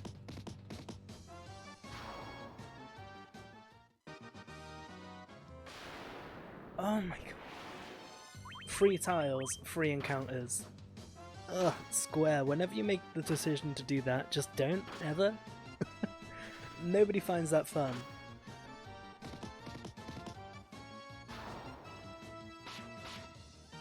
I guess I got a bad encounter seed. It might be worth reloading the game, I guess, but I can't be asked to do that.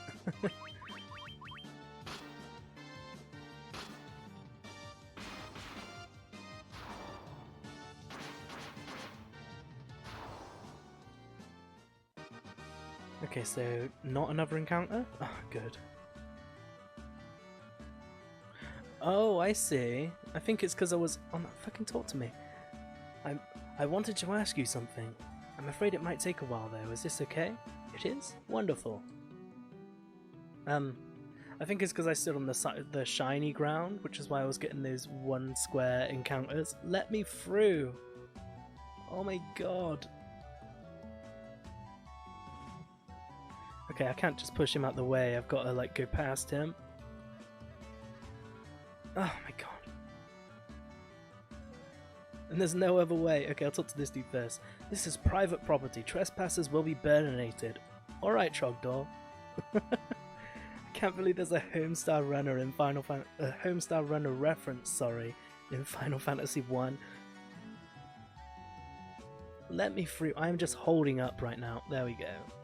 Let me through. No. Oh.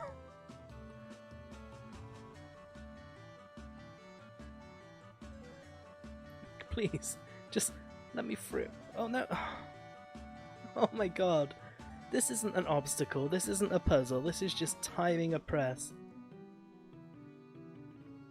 Nah. To be fair, this dungeon in Dawn of Souls came after Final Fantasy 1. Sorry, came after Homestar Runner hit its peak in like popularity. So I'm guessing it's that way around, but who knows? Who knows? My god, just... This dude! What is his problem?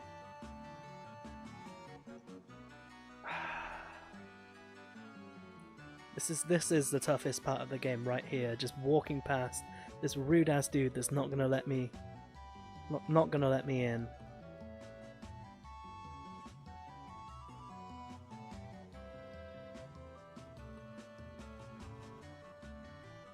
Oh my god.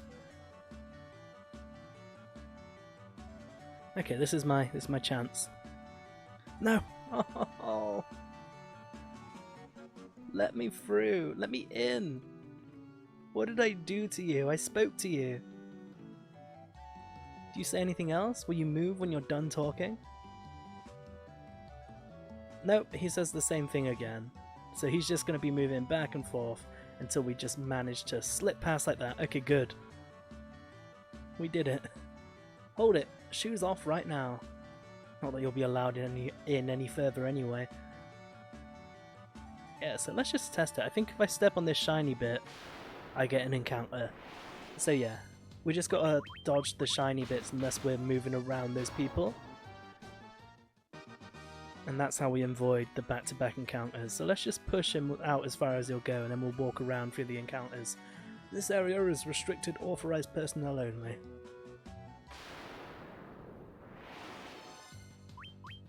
We use a Firaga here. Yeah, it's been years since I properly watched Homestar Runner.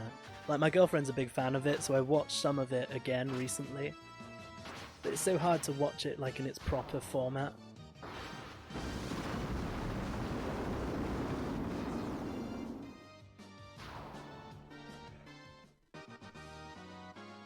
But speaking of Homestar Runner references, I did actually play through all of Peasant Quest, which is made by those people. It's a parody of the King's Quest games, except it's all about trying to slay Trogdor. Oh really? People don't know Homestar Runner these days. I guess it's an earlier internet thing, and new generation people aren't really gonna know. Just what do you think you're doing, children? Back to your seats, move it! Okay, I gotta let him go. I'll follow him out. So we can dodge the encounter. Like that. Pestering, pestering, pestering pest.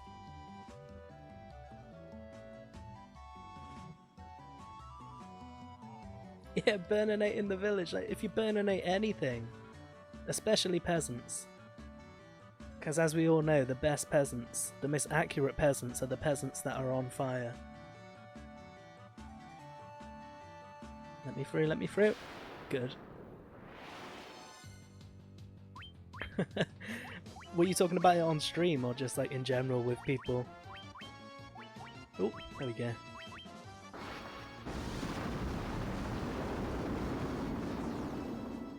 No. Arcane Seamstress is another streamer as well who's wonderful and is actually working on a commission for my emote right now. One time when I was doodling on stream. Oh, okay. So yeah, go check out Arcane Seamstress. She sometimes does creative streams and she does like a lot of Final Fantasy XIV, Stardew Valley. Oh my god. Just talk to me, please. A journey without a companion is like a world without compassion, so why not live here with us? See, I would have got that right away. It's just like I say, it's the younger generation. They didn't grow up on stuff like Homestar Runner, they didn't live on Newgrounds. I used to live on Newgrounds all the time, every day at school. Oh my god, it's this shit again. Every day at school, during my IT lessons or over lunch, I would just sit on Newgrounds. Let me go for it. Please. Okay, let's explore this way first, in case we don't have to go that way. Oh yeah. Yeah. Hey Sean, how's it going? And yeah, of course I watched A+. I watched every single Final Fantasy reference in the Final Fantasy portal. Like, I used to spend most of my time in the Final Fantasy portal, and then like watching like all of the old Ego Raptor cartoons. I used to love watching Broken Saints, if you remember that one. I got the DVDs of that downstairs. Oh, is it? I never realised that. Then again, it's been years since I watched it, so I've probably just forgotten the reference. But yeah, I used to live on Newgrounds back in its heyday. You fucks with Newgrounds? Do you have stuff up on Newgrounds? Because I'd happily check that out if you do.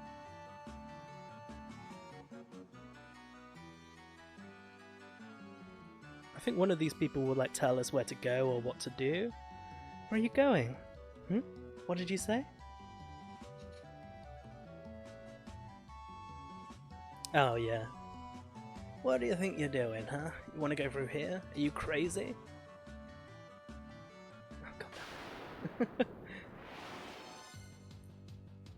Yeah, Armor Gamer, I remember that. My school used to go onto Stick Page a lot as well, if you remember Stick Page, with all the stick figure fighting games and animations.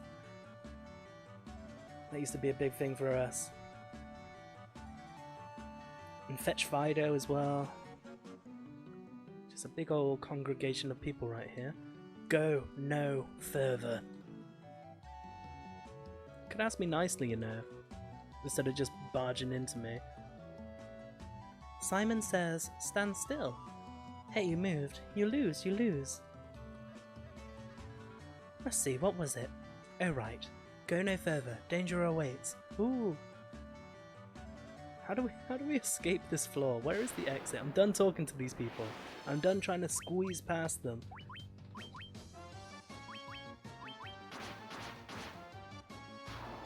Ah, see, Luna. I played a little bit of Luna when I was a lot younger on PS1, I think it was. It might have been Dreamcast. Whatever it was. But I never really got too much into it because I didn't own the game, I was just borrowing it from someone. But I do own it now on PSN, so I'm thinking about picking that up on my channel as well at some point. And as for Love Live, I saw a couple of episodes of that. Oh, the stairs! We found the stairs!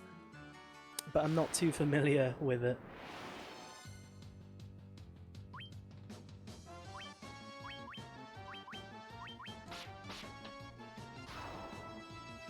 Yeah, I got Silver Star Story, and I know I can get Eternal Blue on the PSN store as well.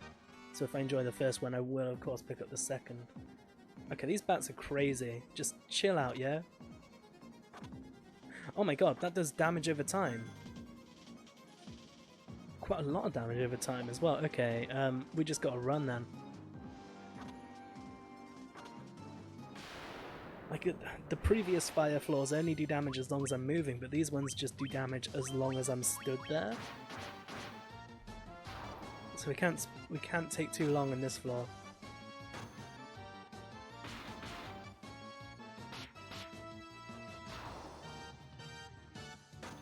But yeah, since this is the second of the 4 dungeons, this one is Final Fantasy IV themed, so do expect to see some Final Fantasy IV bosses and or enemies as we go through this. Okay, safe ground. Oh, and of course we get into account before the safe ground. Ooh, it's Dark Elementals. I think they just cast Death. I didn't see what they cast there. I think only Matt can be affected by death right now and everyone else is immune. So it's not too troubling. They give a lot more XP though compared to the previous dungeon. So I'm happy with that. Do you move out of the way? You do. Brilliant. Devil Hounds. Thankfully they're all hitting Matt, so it doesn't matter.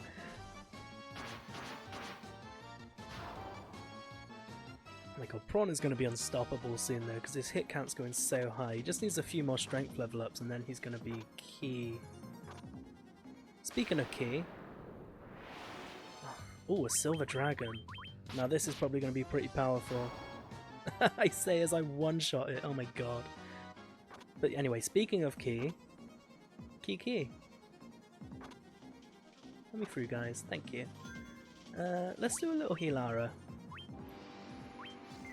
Or a Hilaga, doesn't really matter.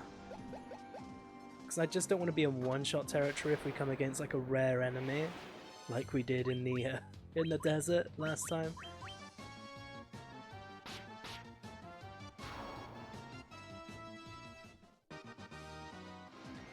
Okay, so stairs, there we go. So now I think we're on the boss floor.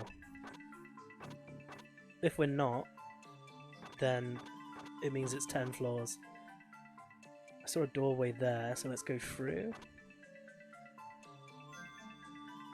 Oh, is it?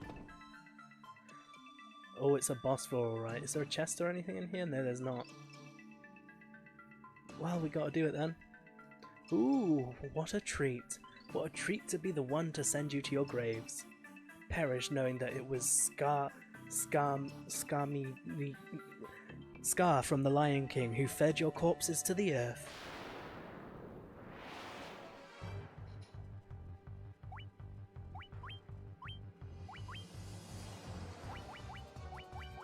Do do do do do do do. Oh, I love this boss theme. It's one of the best in the series. I'm just gonna have you buff up all the way with the Giant's gloves in the first round, and I think Protera is probably better.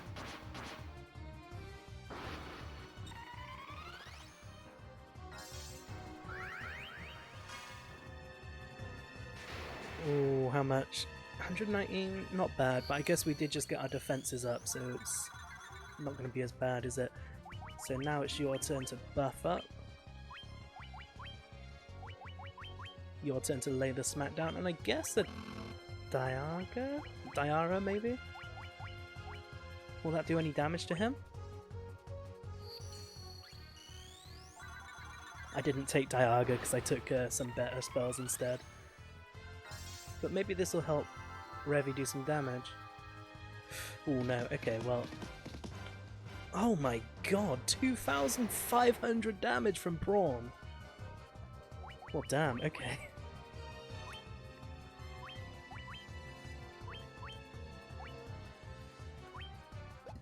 Ah, fuck it, let's just do a Holy. We're against the boss. And we don't need to heal just yet. Oh my god, nearly 2k! Okay, so that's one boss down. I think this is a mini-boss though, so I don't know if we're going to get teleported back outside.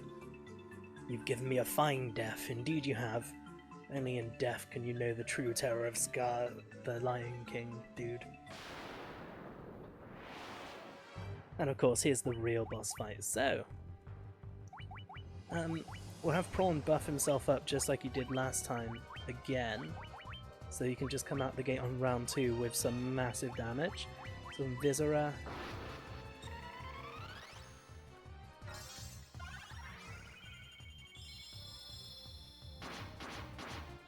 Although I guess I could haste Matt first from buffing up Prawn like that, because I know Bam will go before Prawn.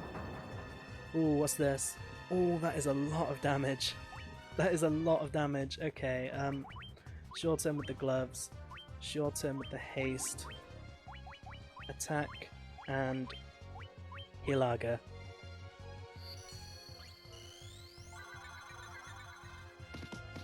All 24 hits. Over 2k damage again, okay. Get the Hilaga out so we're not going to die right away now. And everyone's buffed up. Bam can start focusing on himself. And I guess, Revy, you just cast a Hilaga just in case. He has lots of life there. Okay, everyone's fully healed again. Ooh, a crit. Okay. So now you can use your Giant's Glove on you. Attack. Holy. Okay, he's dead. That's good, because he can do a lot of damage when he wants to.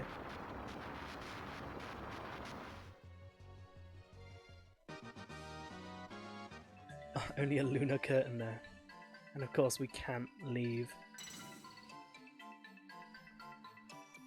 Ooh, what does that do? So we can either return to the surface, which we don't want to do because this isn't the end of a dungeon. And this will just take us to the next floor. Brilliant. So, I mean, does that mean there was more than one boss on that floor? I didn't think to check. Well, either way, let's grab this chest so that we can see clearly right down here. Oh, we should also heal up some MP as well. Oh no, we don't really need it. We can just go ahead and carry on. But yeah, as I said, the difficulty of the bosses ramps up considerably between each of these dungeons. So some of the fights here might give us a bit of a run for our money, and then in the next dungeon it will start getting super challenging.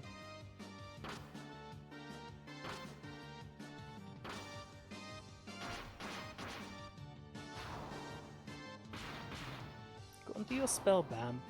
I see you chatting over there.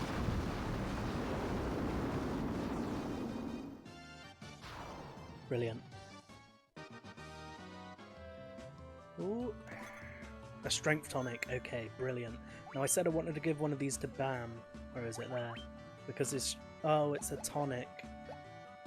So it's a temporary buff, not a max buff. Oh, but either way, I want to give it to Bam when we get the max buff, because his attack is still falling a bit short. He's like 6 points behind the others or something.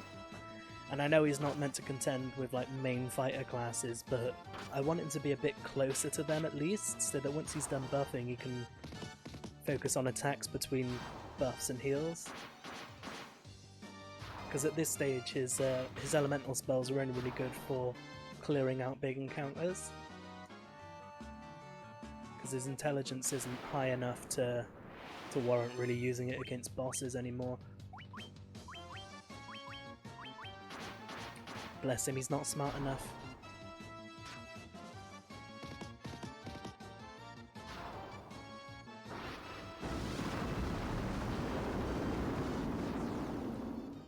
But what he lacks in intelligence, he makes up for in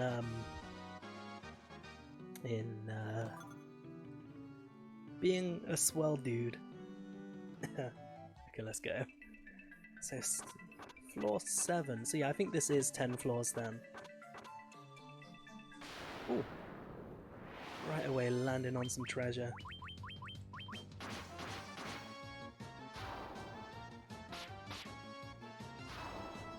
See, when he crits he does a good amount of damage, but when he doesn't crit, he only does a couple of hundred, even against weaker enemies like that, which is kind of what I want to stop from happening. Once he's haste and used the Giant's Glove, I want him to be able to keep up, at least partially, with the fighters.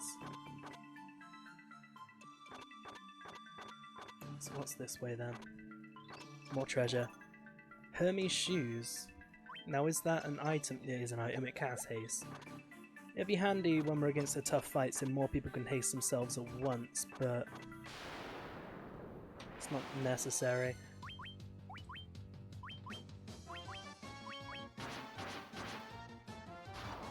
Yeah, so floor 10 is where we're going to get the final bosses of this dungeon. That Scar from the Lion King was only a mini-boss, but he did so much damage with that attack, and he had like 2-3 times as much life as in the previous dungeon.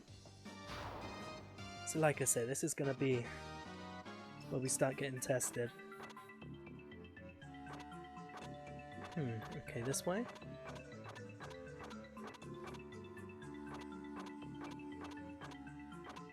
Oh, so much lava floor.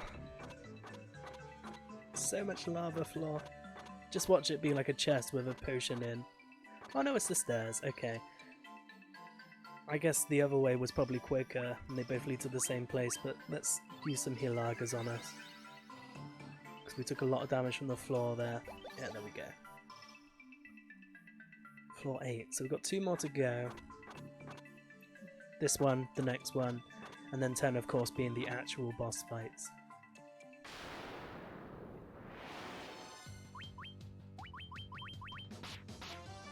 Ooh, I love how fast Bam is there. He always gets his attacks out like first or second, just not his spells.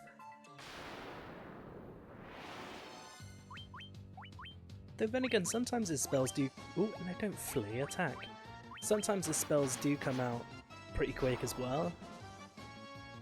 Especially now that we're leveled up a bit higher.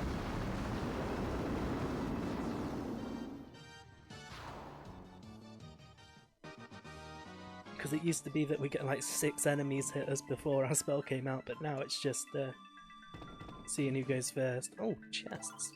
So we've got a white curtain, which again we don't really care about those buff items so much because we got a red mage, we got a white mage.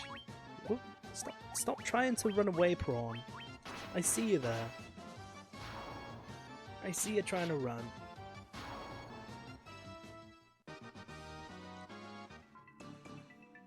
And in this one we get a blue curtain. Okay, so useless treasure, brilliant. We got null ore, and we got the different various elemental nulls on our Matt and Bam. Just whistling. I'm not going to tolerate cowardice, King Prawn. Not when we're doing the optional dungeons and the super bosses.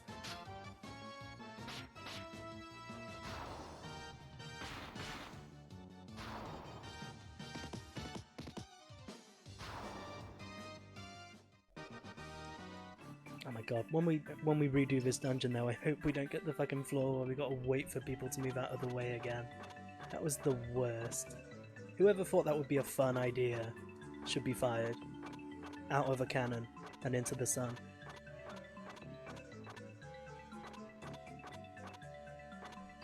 I think if we follow the lava floor it'll be a bit quicker because we're not going to get in these encounters. So we can just have a look around and scout out, see if we see any chests or staircases. Or no, it can just be a very long winding path that leads to a dead end. It's the long and winding road that leads to Fuckle. And I saw that 1,000 damage coming out from that.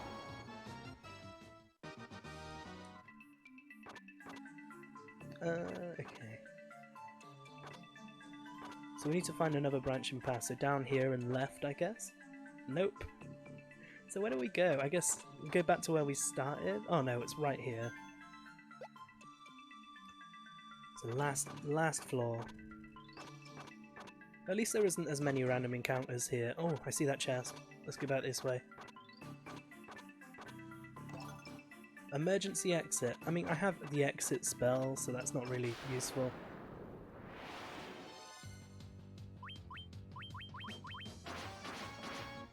And plus, we don't need exit at all in here, because if we die, we just go back to the beginning of the dungeon. We don't get a game over. Only in these dungeons. So I'm never really going to have to use that.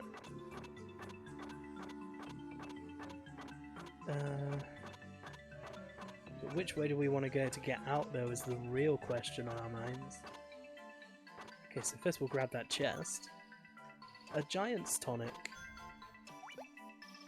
Whoops. I think that's a temporary, yeah, HP buff.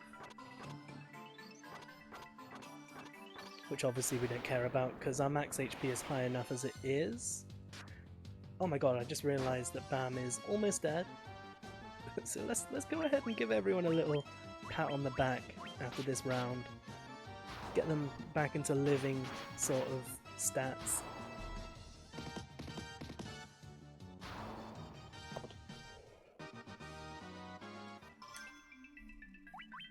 Okay, so I think one of these will be enough.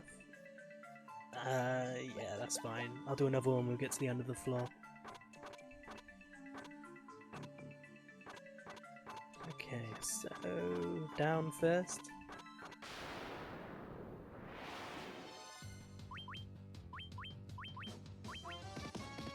As long as we're only fighting like black goblins and stuff with equivalent strength, the lava floor doesn't really matter that much.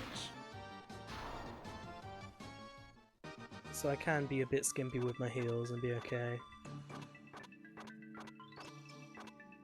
I think we came from this way, so yeah, we'll go this way now. Or not? We'll go down then. And this leads back to where we were. Oh my god, this place is an actual sprawling maze. But it's the last floor before we get to the bosses, so it's okay if it takes us a hot minute. A pretty damn hot minute with all this lava floor. We came this way already, didn't we? Did we? Yeah, we did. We came from down here. So let's get back around and see if we can find a different way to go.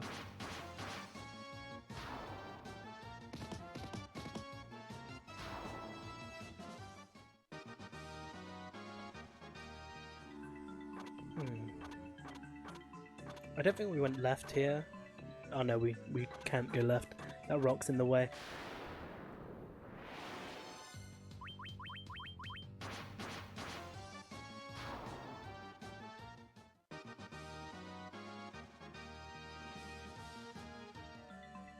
So... I'm just trying to remember which paths we've been down and which we haven't. Because like, the stairway's going to be the end of like, one of these routes. And we're just looping around. We went back that way, I think, already. Let's just double check. Let's go back that way, actually, and make sure we didn't go in that room yet.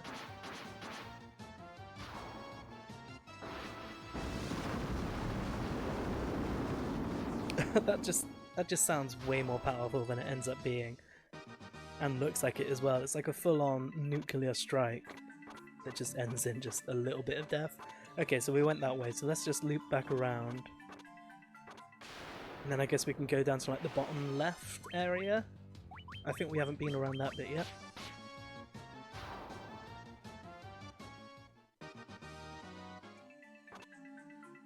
And maybe this way?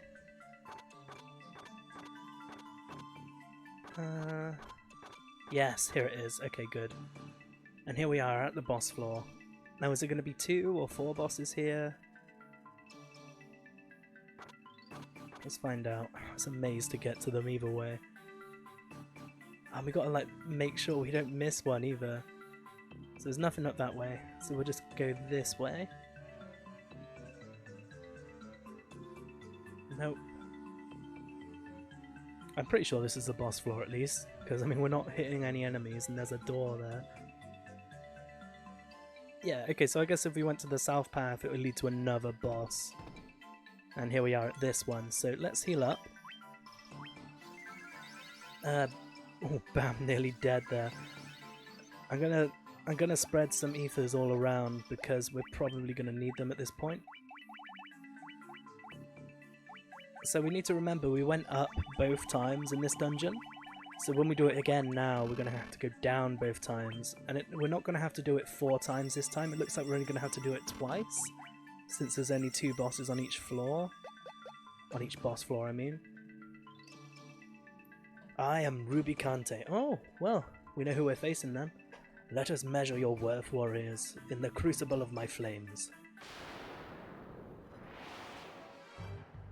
Oh, how does this one work again? I think when he covers himself up, we have to stop all attacks. So yeah, let's haste Matt. You can use the giant gloves, Prawn. I guess... Oh, Invisora. Oh, Firaga, how much is this gonna do? Please don't kill me.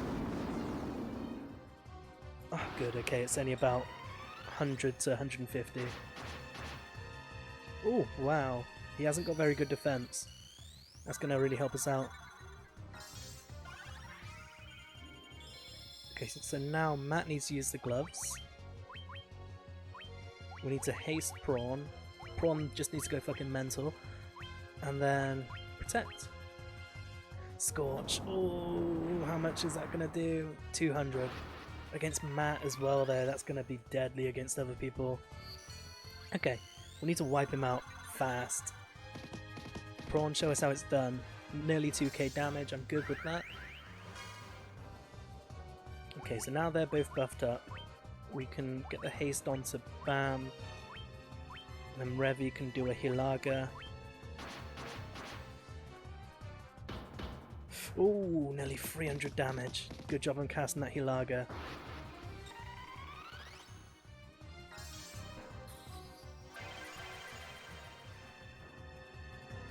Okay. So now you can use the Giant's Gloves. I'm just going to cast another Hilaga just in case. This should only do about 80, yeah. Okay, so now everyone's buffed up.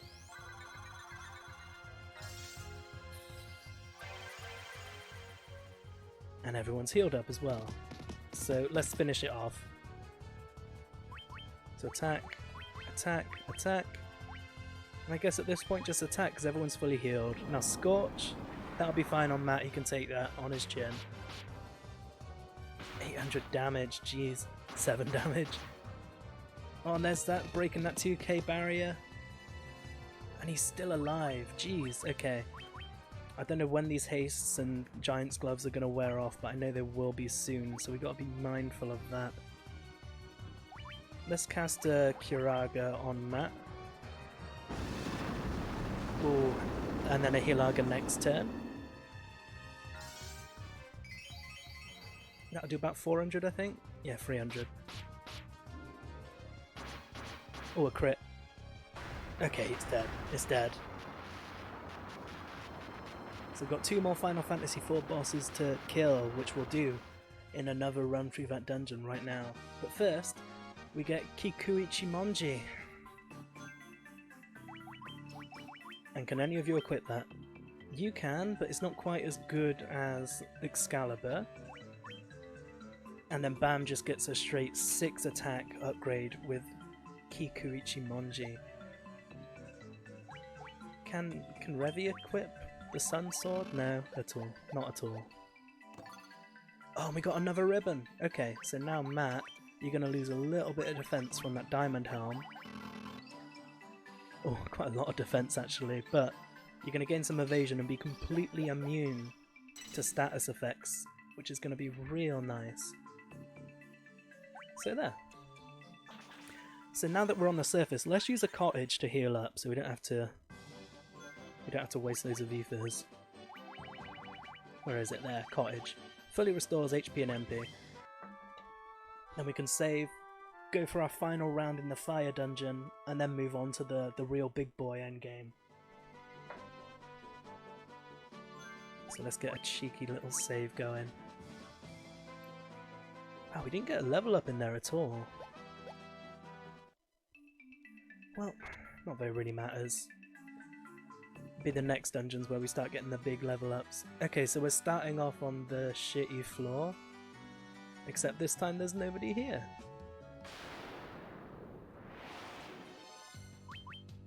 This is weird. So yeah, like I say, this time, going through the dungeon, we need to remember to go south twice, so that we get the other bosses and the other drops. Because you can go back and re-challenge the bosses that you've already faced, but you won't get their drops again, you won't get any bonus or anything, you'll just have to leave and come back in to get the other bosses. I honestly wish that they didn't do it this way, that like once you beat the boss you'd have the option to leave, but also be able to just leave the room again and go fight the other bosses, but what can I say, it's only for the first 2 dungeons. The rest are just single dungeon experiences. But yeah, the last dungeon in this set, there was like 40 floors long, and it has some seriously difficult fights. There's going to be like inns and shops and stuff on the way inside, so we don't have to worry too much about how long it is. We just got to make sure we're careful and not too wasteful in between. So these ones are only like 10 floors a pop, and we got enough ethers to keep us going for a long time, so we don't have to worry too much here.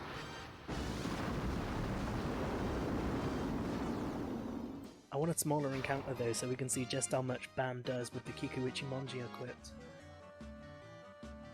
Oh, and what's this?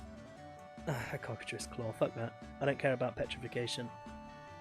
Oh no, it's this floor again. So let's just take the one encounter here so we can get past. Ah, brilliant. Okay, let's see what Bam's attack's like. So a big crit from Matt gives about 900 damage. So I think usually he's doing about 700, 800. Like Prawn, yeah. So he does a little more damage. Not that much, but a little more. But at least his weapon looks a lot cooler. So now let's do this first time. Okay, or not. This is the dude that really holds us back. If we can get past him quick, then we'll beat this nice and quick. No! Oh my god. I doubted myself and I pressed up again. This is why you've always got to keep faith in yourself so you don't accidentally walk past someone and again. The faith isn't real. I need some hype. I need some love. Give me the will to walk past this man. There it is. They're boxing me in. Okay, we made it out. Hardest part of the game, over.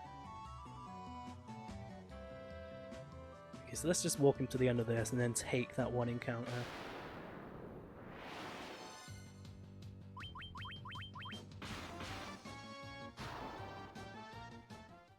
I think we're going to get some better weapon for Revy as well. I think the stairs were down here. Oh, and I just walked right into that encounter cube. Go on, have one or two more run away and then I can just attack you all. Or not. It's fine, we can just do a Firaga and finish the job that way.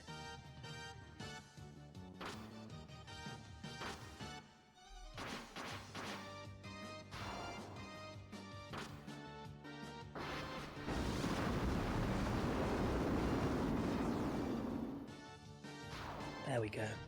Just finish them all off in one single blast. Oh my god. I need to leave this encounter area.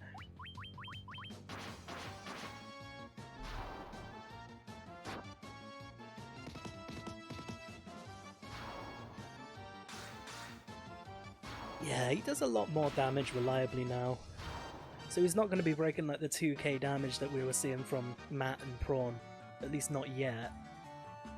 But he will be able to effectively do some extra damage.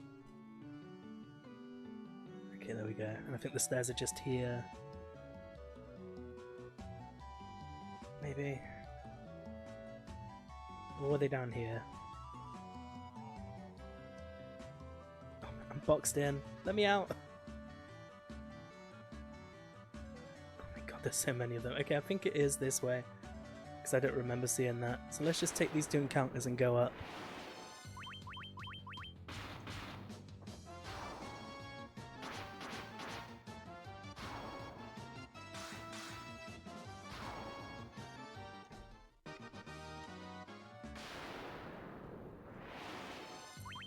Why is it like just black goblins? Give me something that gives me better XP. Because we're starting to need these extra levels now. Yeah, here it is, the stairs. And then that makes the two really annoying parts of this dungeon done. Oh no, we still got the world map to do, but I guess that was more fun. It was like exploring, and it was really weird. So I'm happy doing that one again. Okay, get past me. I'm not going to do another encounter. There we go. And these lava mazes are alright because you don't get the encounters on the lava, so we can skip a lot of it. And then the second I step onto land, of course. I think if we give Bam like 1 or 2 strength tonics now, or whatever the strength maximum increase item is, he's gonna be really, really good. How much is his intelligence as well? His intelligence is 28, so it's okay. It's not the best, but it's not bad. His strength just needs to come up to match that and he'll be just the perfect red wizard.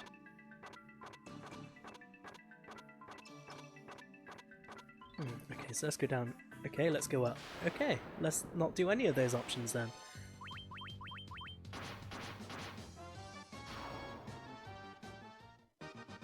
Damn, we're so close to like being able to reliably and consistently do above 1k damage.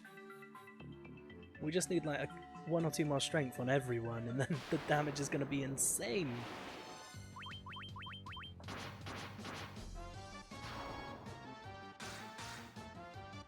Crit rate is already really high. They're critting like almost every turn. They're critting, if you didn't work it out yourself by now, by when the screen flashes as they attack. You get like a brief white flash. Can't hold any more, so I don't care. and a Stamina Plus, which I think Bam still has the least stamina. Yeah, so let's use it on Bam again. All the way down here, there it is. And I don't know if there's an explanation, but I'm pretty sure... No, there isn't an explanation. But yeah, I'm pretty sure that stamina directly influences how much HP you're likely to get when you level up. And we couldn't get that because it was full, as well as contributing a bit to your defenses, but I could be wrong about that. I don't have the manual to hand or anything. I bought this game digitally.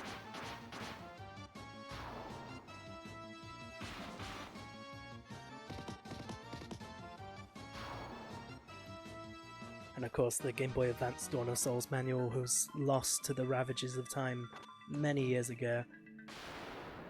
I still have the cartridge though, it's on the shelf behind me. Perfect working order cartridge. Though I'm guessing the battery inside it is probably dead by now, so probably wouldn't be able to use it anymore.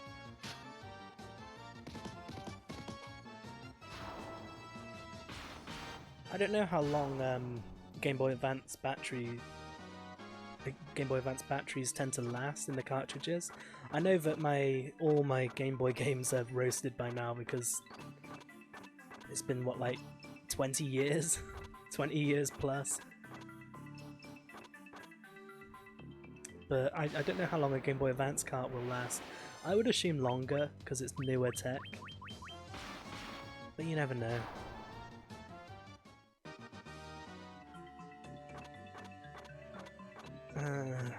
Okay.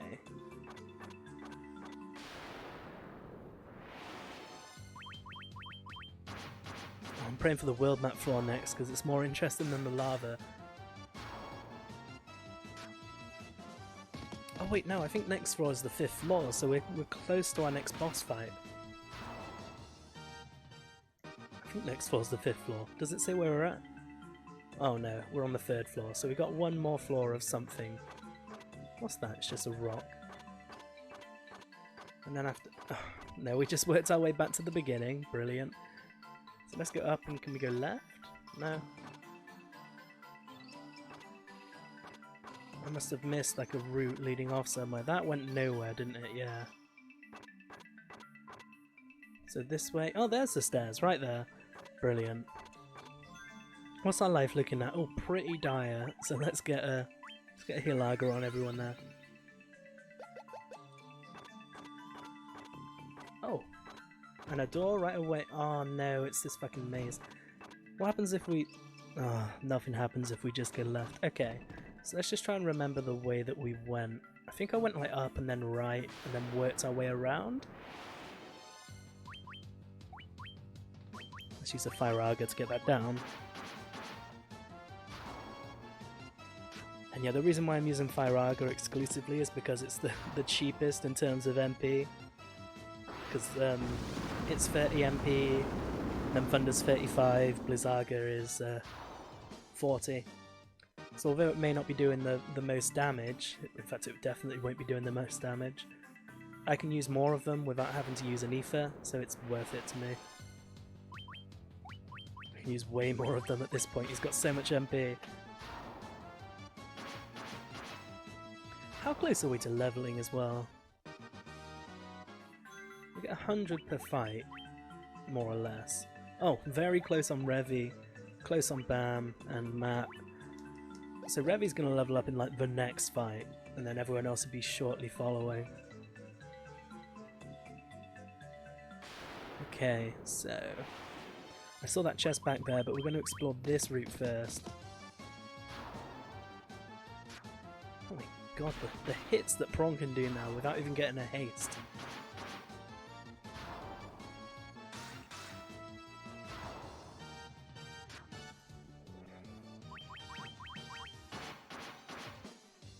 There's Matt with the big finisher. That Excalibur is just so good.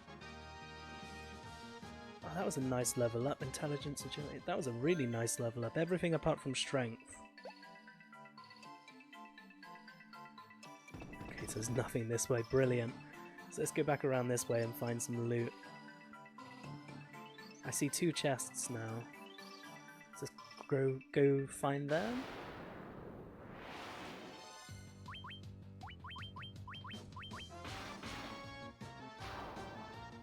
I'm pretty sure if we go this way it'll loop us around to one of those 2 chests. But if not, then we'll just have to find our way around this maze.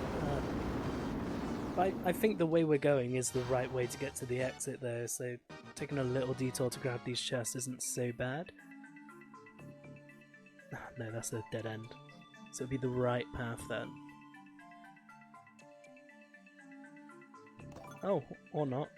This also leads to dead ends. So we need to go back a bit, we need to backtrack a little and find another split in the path. And of course Gaze isn't going to do anything to anybody anymore because everybody has a ribbon equipped. Which I'm so happy about. We don't have to worry about like instant like petrification or anything anymore. We just go. This will be where I need to go then. So I've got one more chest to find and also the exit. I think the chest is just here. Down this side? Yeah, there it is. Oh, another silver apple, which I'll use right away on Bam since he's still the lowest. Raises HP a little bit more. But yeah, he's got like way less HP than even Revy, which surprises me. I'd have thought he'd have been in a bit of a better position by now, but I guess that's his job. He's not great at anything, but he can do everything. I guess that's also like me then. Okay, so the door's here, so this is the way. Now we can do our next boss fight. So we need to go south this time, go to this half of the room, and find our boss down here. I wonder who it's going to be. I'm betting it's going to be the Mother Bomb.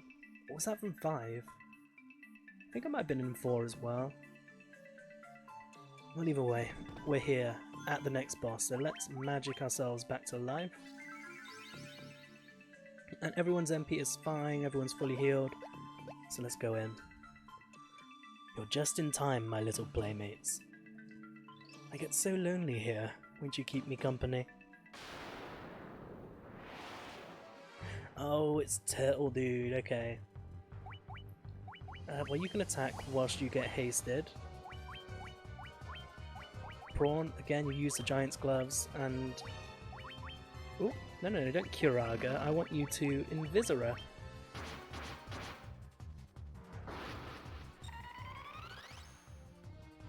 Now this one won't be as tough as the previous boss fight we just did, because obviously it's the mini-boss of this dungeon, but it might still give us a run for our money. We've got to be careful with what we're doing. 21 damage, that's not bad against Matt, but it means that he's probably going to do a lot more damage otherwise to other people. So we need to look out for that.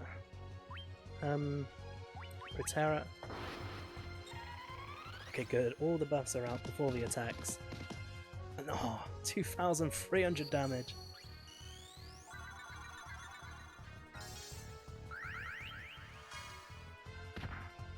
One damage. Wow, that Protera really buffing us up big time. So now let's haste ourselves up. And then I guess we can just attack as well. Oh, I should have done a Holy. I keep forgetting to do Holy.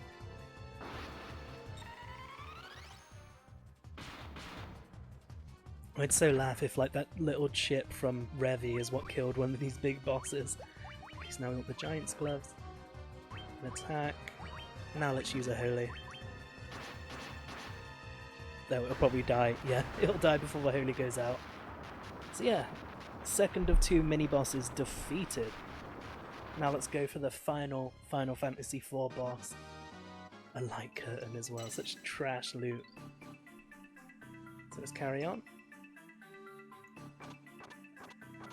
Let's find this exit right quick.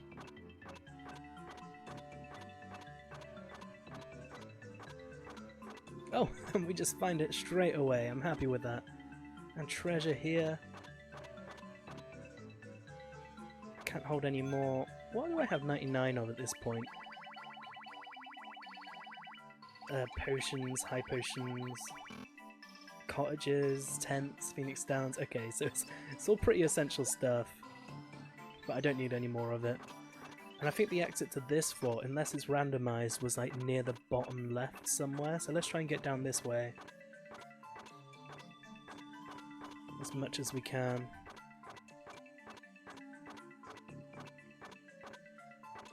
Maybe it wasn't, I can't remember. I'm just trying to like remember each layout as it happens, but that's pretty impossible. Oh, treasure there. 150 gil on top of 569,000. But hey, every penny counts.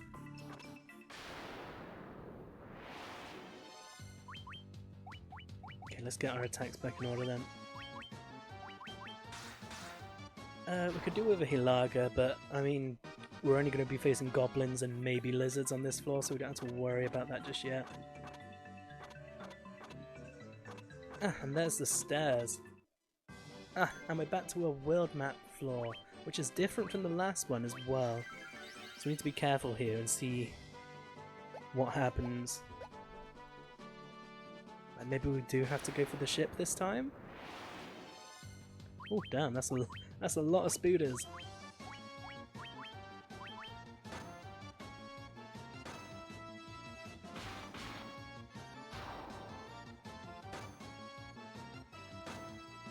Okay. Firaga, wipe them all out before they do any more damage.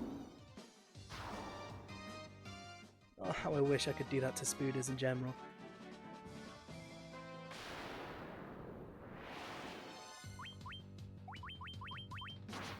And these yellow ogres go down like a sack of shit, so let's just send them on their way.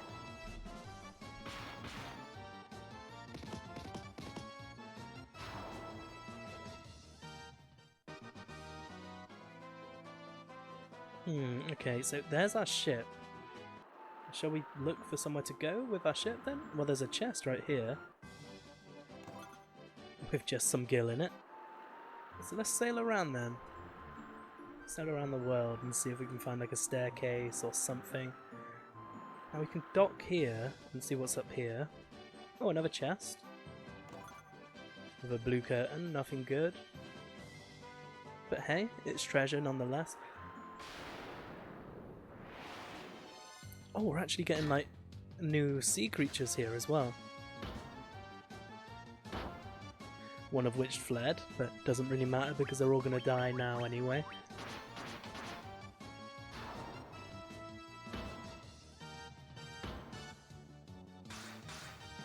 Is that enough? Yeah, okay, so these blue trolls ain't nothing as well then. So now we just need to sail around the dungeon and find the stairs down. How big is this world that I'm sailing in now? There's an NPC? Can we get to him? Hello, sir?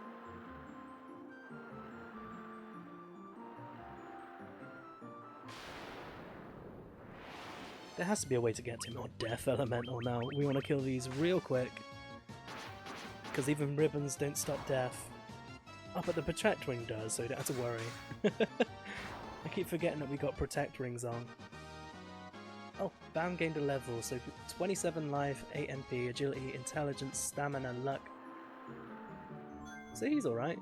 He's got enough to survive a hit from those deadly fucking worms now, but we're not seeing those anymore anyway.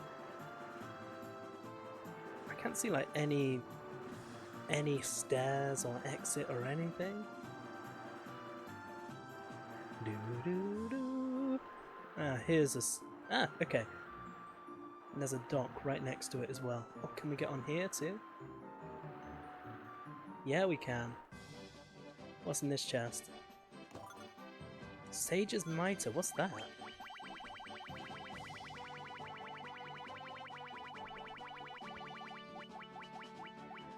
A hat made of enchanted cloth. I mean, it's not a ribbon though. I'm guessing that's a caster's thing. It is. And it's a significant gain in defense. What do I want? Some more defense or a ribbon? I'm going to leave the ribbon on for now. I feel like the ribbon's still better for us right now.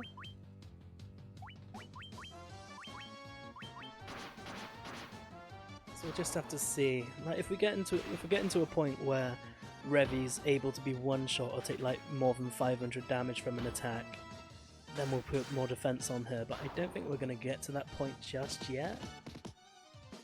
But we are seeing a lot of like death elementals and things that use gaze and that sort of thing. So Matt, what are you getting? Some stamina, some luck, quite a bit of MP as well, but we don't really need it on you, not anymore. Oh, Sahagin Queen, these are new. Let's do a big old Fundaga on them since we just got some more intelligence. See how much that does.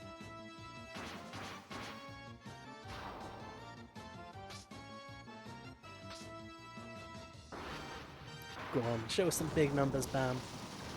You just got a bit smarter, so... Oh, those are big numbers, okay. That's a nice cast right there. Let's go down this hole then. Or fight another enemy first. Which will one-shot? Yeah, we will. Of course we will. With the Warriors of Light, we're going to one-shot everything. Okay, so this floor again. How's our life looking? It's fine. So let's go look for these stairs.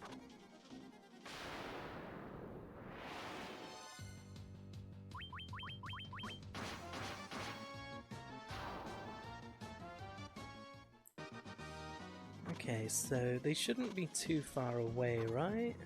Oh, what's this? Treasure! We got a Giant's Tonic, we got an emergency exit, neither of which we need or want. Out of my way, keys. I keep calling them keys, they're not keys, they're bats. I call them keys because they say key. She's got Zelda on the brain right now. But yeah, I'm thinking about picking up Link to the Past or Link's Awakening at some point soon. Because I've been in a real Zelda mood recently, and I do love me some 2D Zelda.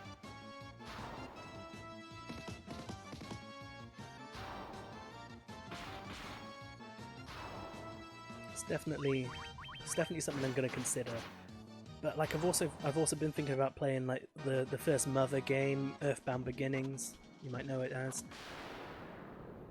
I've got a lot on my list. I got Octopath Traveler, which I still haven't even started yet because I've been trying to get my Elgato to work properly with my Switch. Let me know which of those games you prefer. I'll let you know which I'm thinking of playing. Like goblins, okay.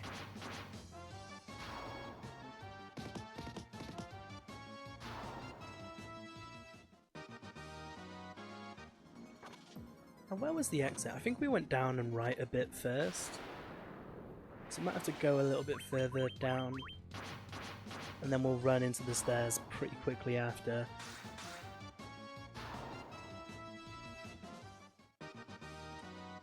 Prawn, what are you getting? Give me some strength. There's some strength. Agility, stamina. That's everything I could want out of Prawn. Right there. He's got enough luck for now, so I don't have to worry too much about him getting luck. And then Flash misses everybody, as we all have ribbons equipped.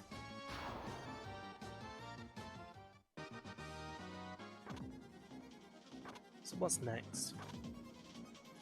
Ah, yeah, this is where we went. I remember this part. So we're going to be close to the next boss fight again now. I think we're on the 7th floor, right? Maybe? Maybe the 8th floor? Let's have a look. Oh, the 9th floor. Okay, boss fight right after this then. Get out the way, Keys. And this fight would probably be pretty tough and have a lot of life as well, if we're comparing it to the previous boss. I don't know what else it could be though, like maybe Golbears. It'd be so cool if we got that fight. But I don't think any of the big name characters are boss fights in this game. I think it's just some of the monster characters. Can you just... Thank you, let me through. And I think the stairs are up here? Maybe? I remember coming this way at least. Oh yeah, there they are. And here we are in the boss floor, so let's just go ahead and heal up now. And sprinkle some ethers over everybody.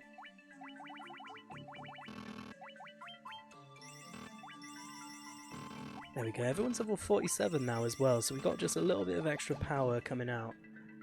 So we need to go for the south boss again, so when we get to this little junction up here, we need to go south. And then wherever the door is... No. Oh, there it is. I can see it from here. So next big boss, what are you gonna be? I suppose I underestimated you. I didn't think you would make it this far. No matter. Barbaricia's wind shall cut you down. Oh, I like this boss fight as well. Just reminds me of like a combination between what's her name? The blonde lady from Chrono Trigger and Garuda, FF14 style. But anyway, let's just start attacking. No, we don't want an item. We want a haste mat. Whilst Prawn uses the gloves, and then we get some Invisora. Ray? Ray? What's Ray? Oh, this is status effect attack, okay. Useless to us then. So there's our haste, so now we can haste Prawn. And Matt can use the gloves. So Giant's gloves, haste, attack, and protect. Oh my god, 170 to Matt. Okay, this is insane. We need to get that protect out now. We need to be ready to spot heal anybody. He takes a massive hit. Matt's taking that much damage and it means bad news for everybody else. Let's get a Kiraga up on Matt. Cyclone. How much? How much?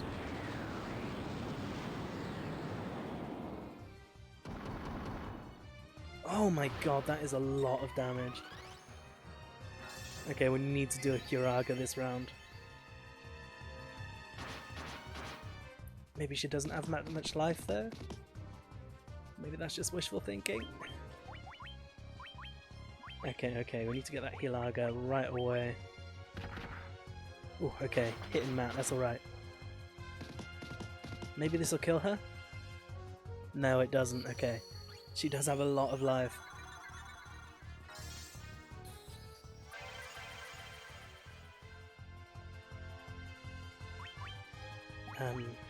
So we're all buffed up now then, everyone can just attack, and we're going to keep another Hilaga going.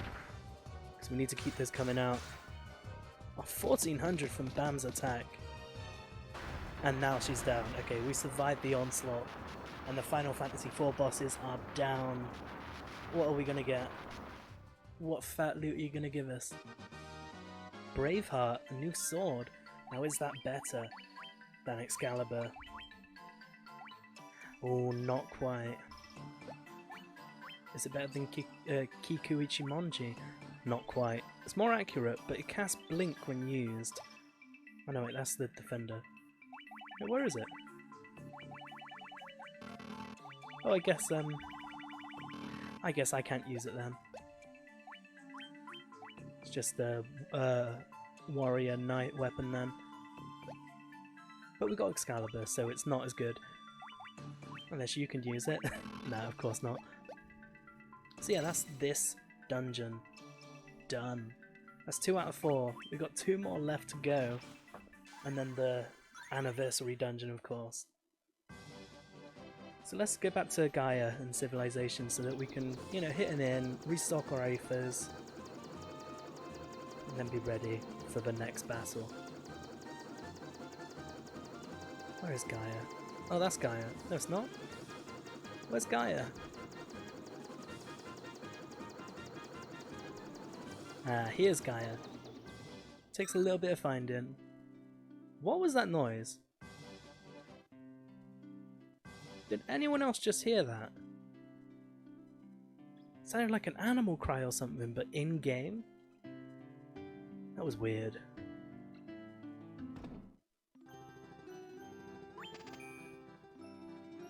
Okay, so we get our nice little gnat.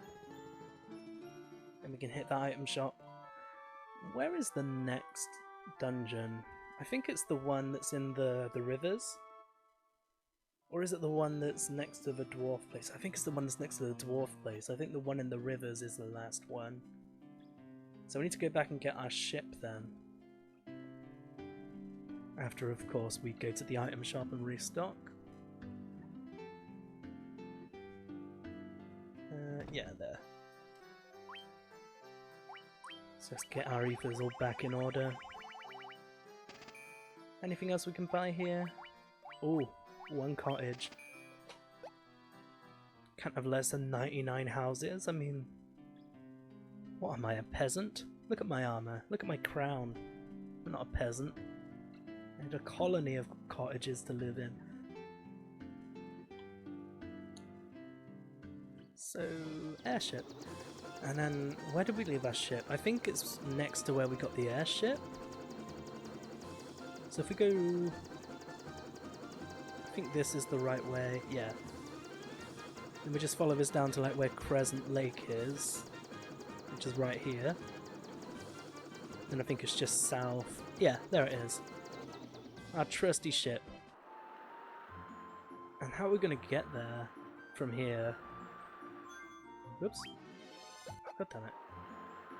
That's just, like, the bestiary command is literally just mapped to square. So whenever I press square, it just comes up.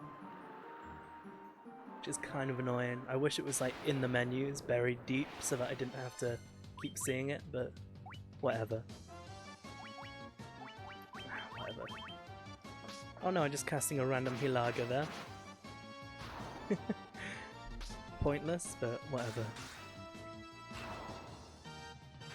Oh damn, Revy nearly has as much life as Prawn now. She's just one health point different. Right, we need to get rid of this Hilaga command as well before she just wastes all her MP. Just so.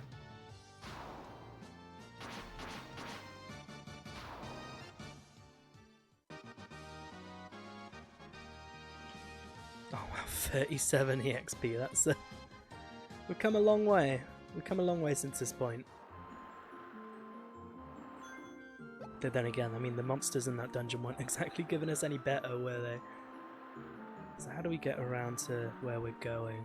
I think if we just sail around this part, like around the Marsh Cave, then it'll just be north up here. We're looking for the whirlpool in the sea next to where we blew up the continent. So I think it is like real close to here. Let's just use the gauntlets to this instead of wasting any more MP or rounds. Go on, Bound, go first.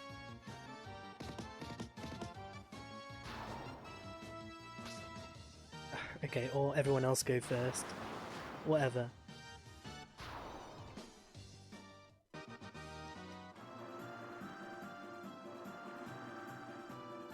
And I think this is where we want to be now. Right up here. Yeah, here we are, I see it. I see it whirling around there at the top. Let's just make everyone's attacks in the right place. Damn. 1100 damage there. Okay. So let's save at this point.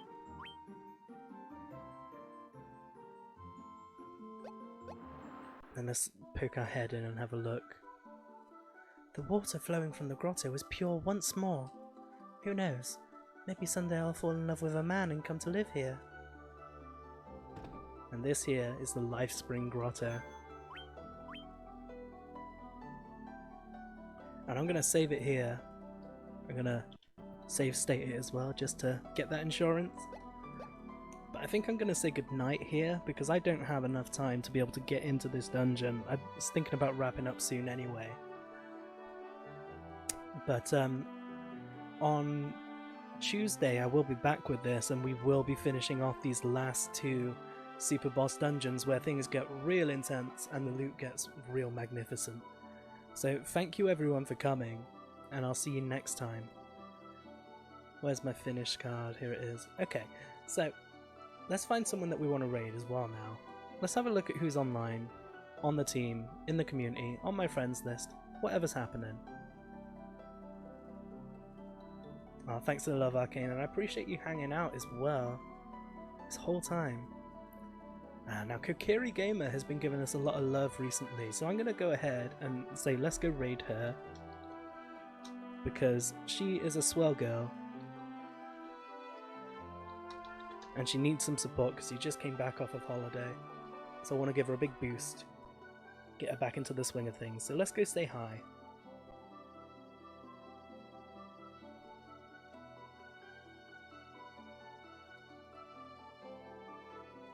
And I'll see you next time.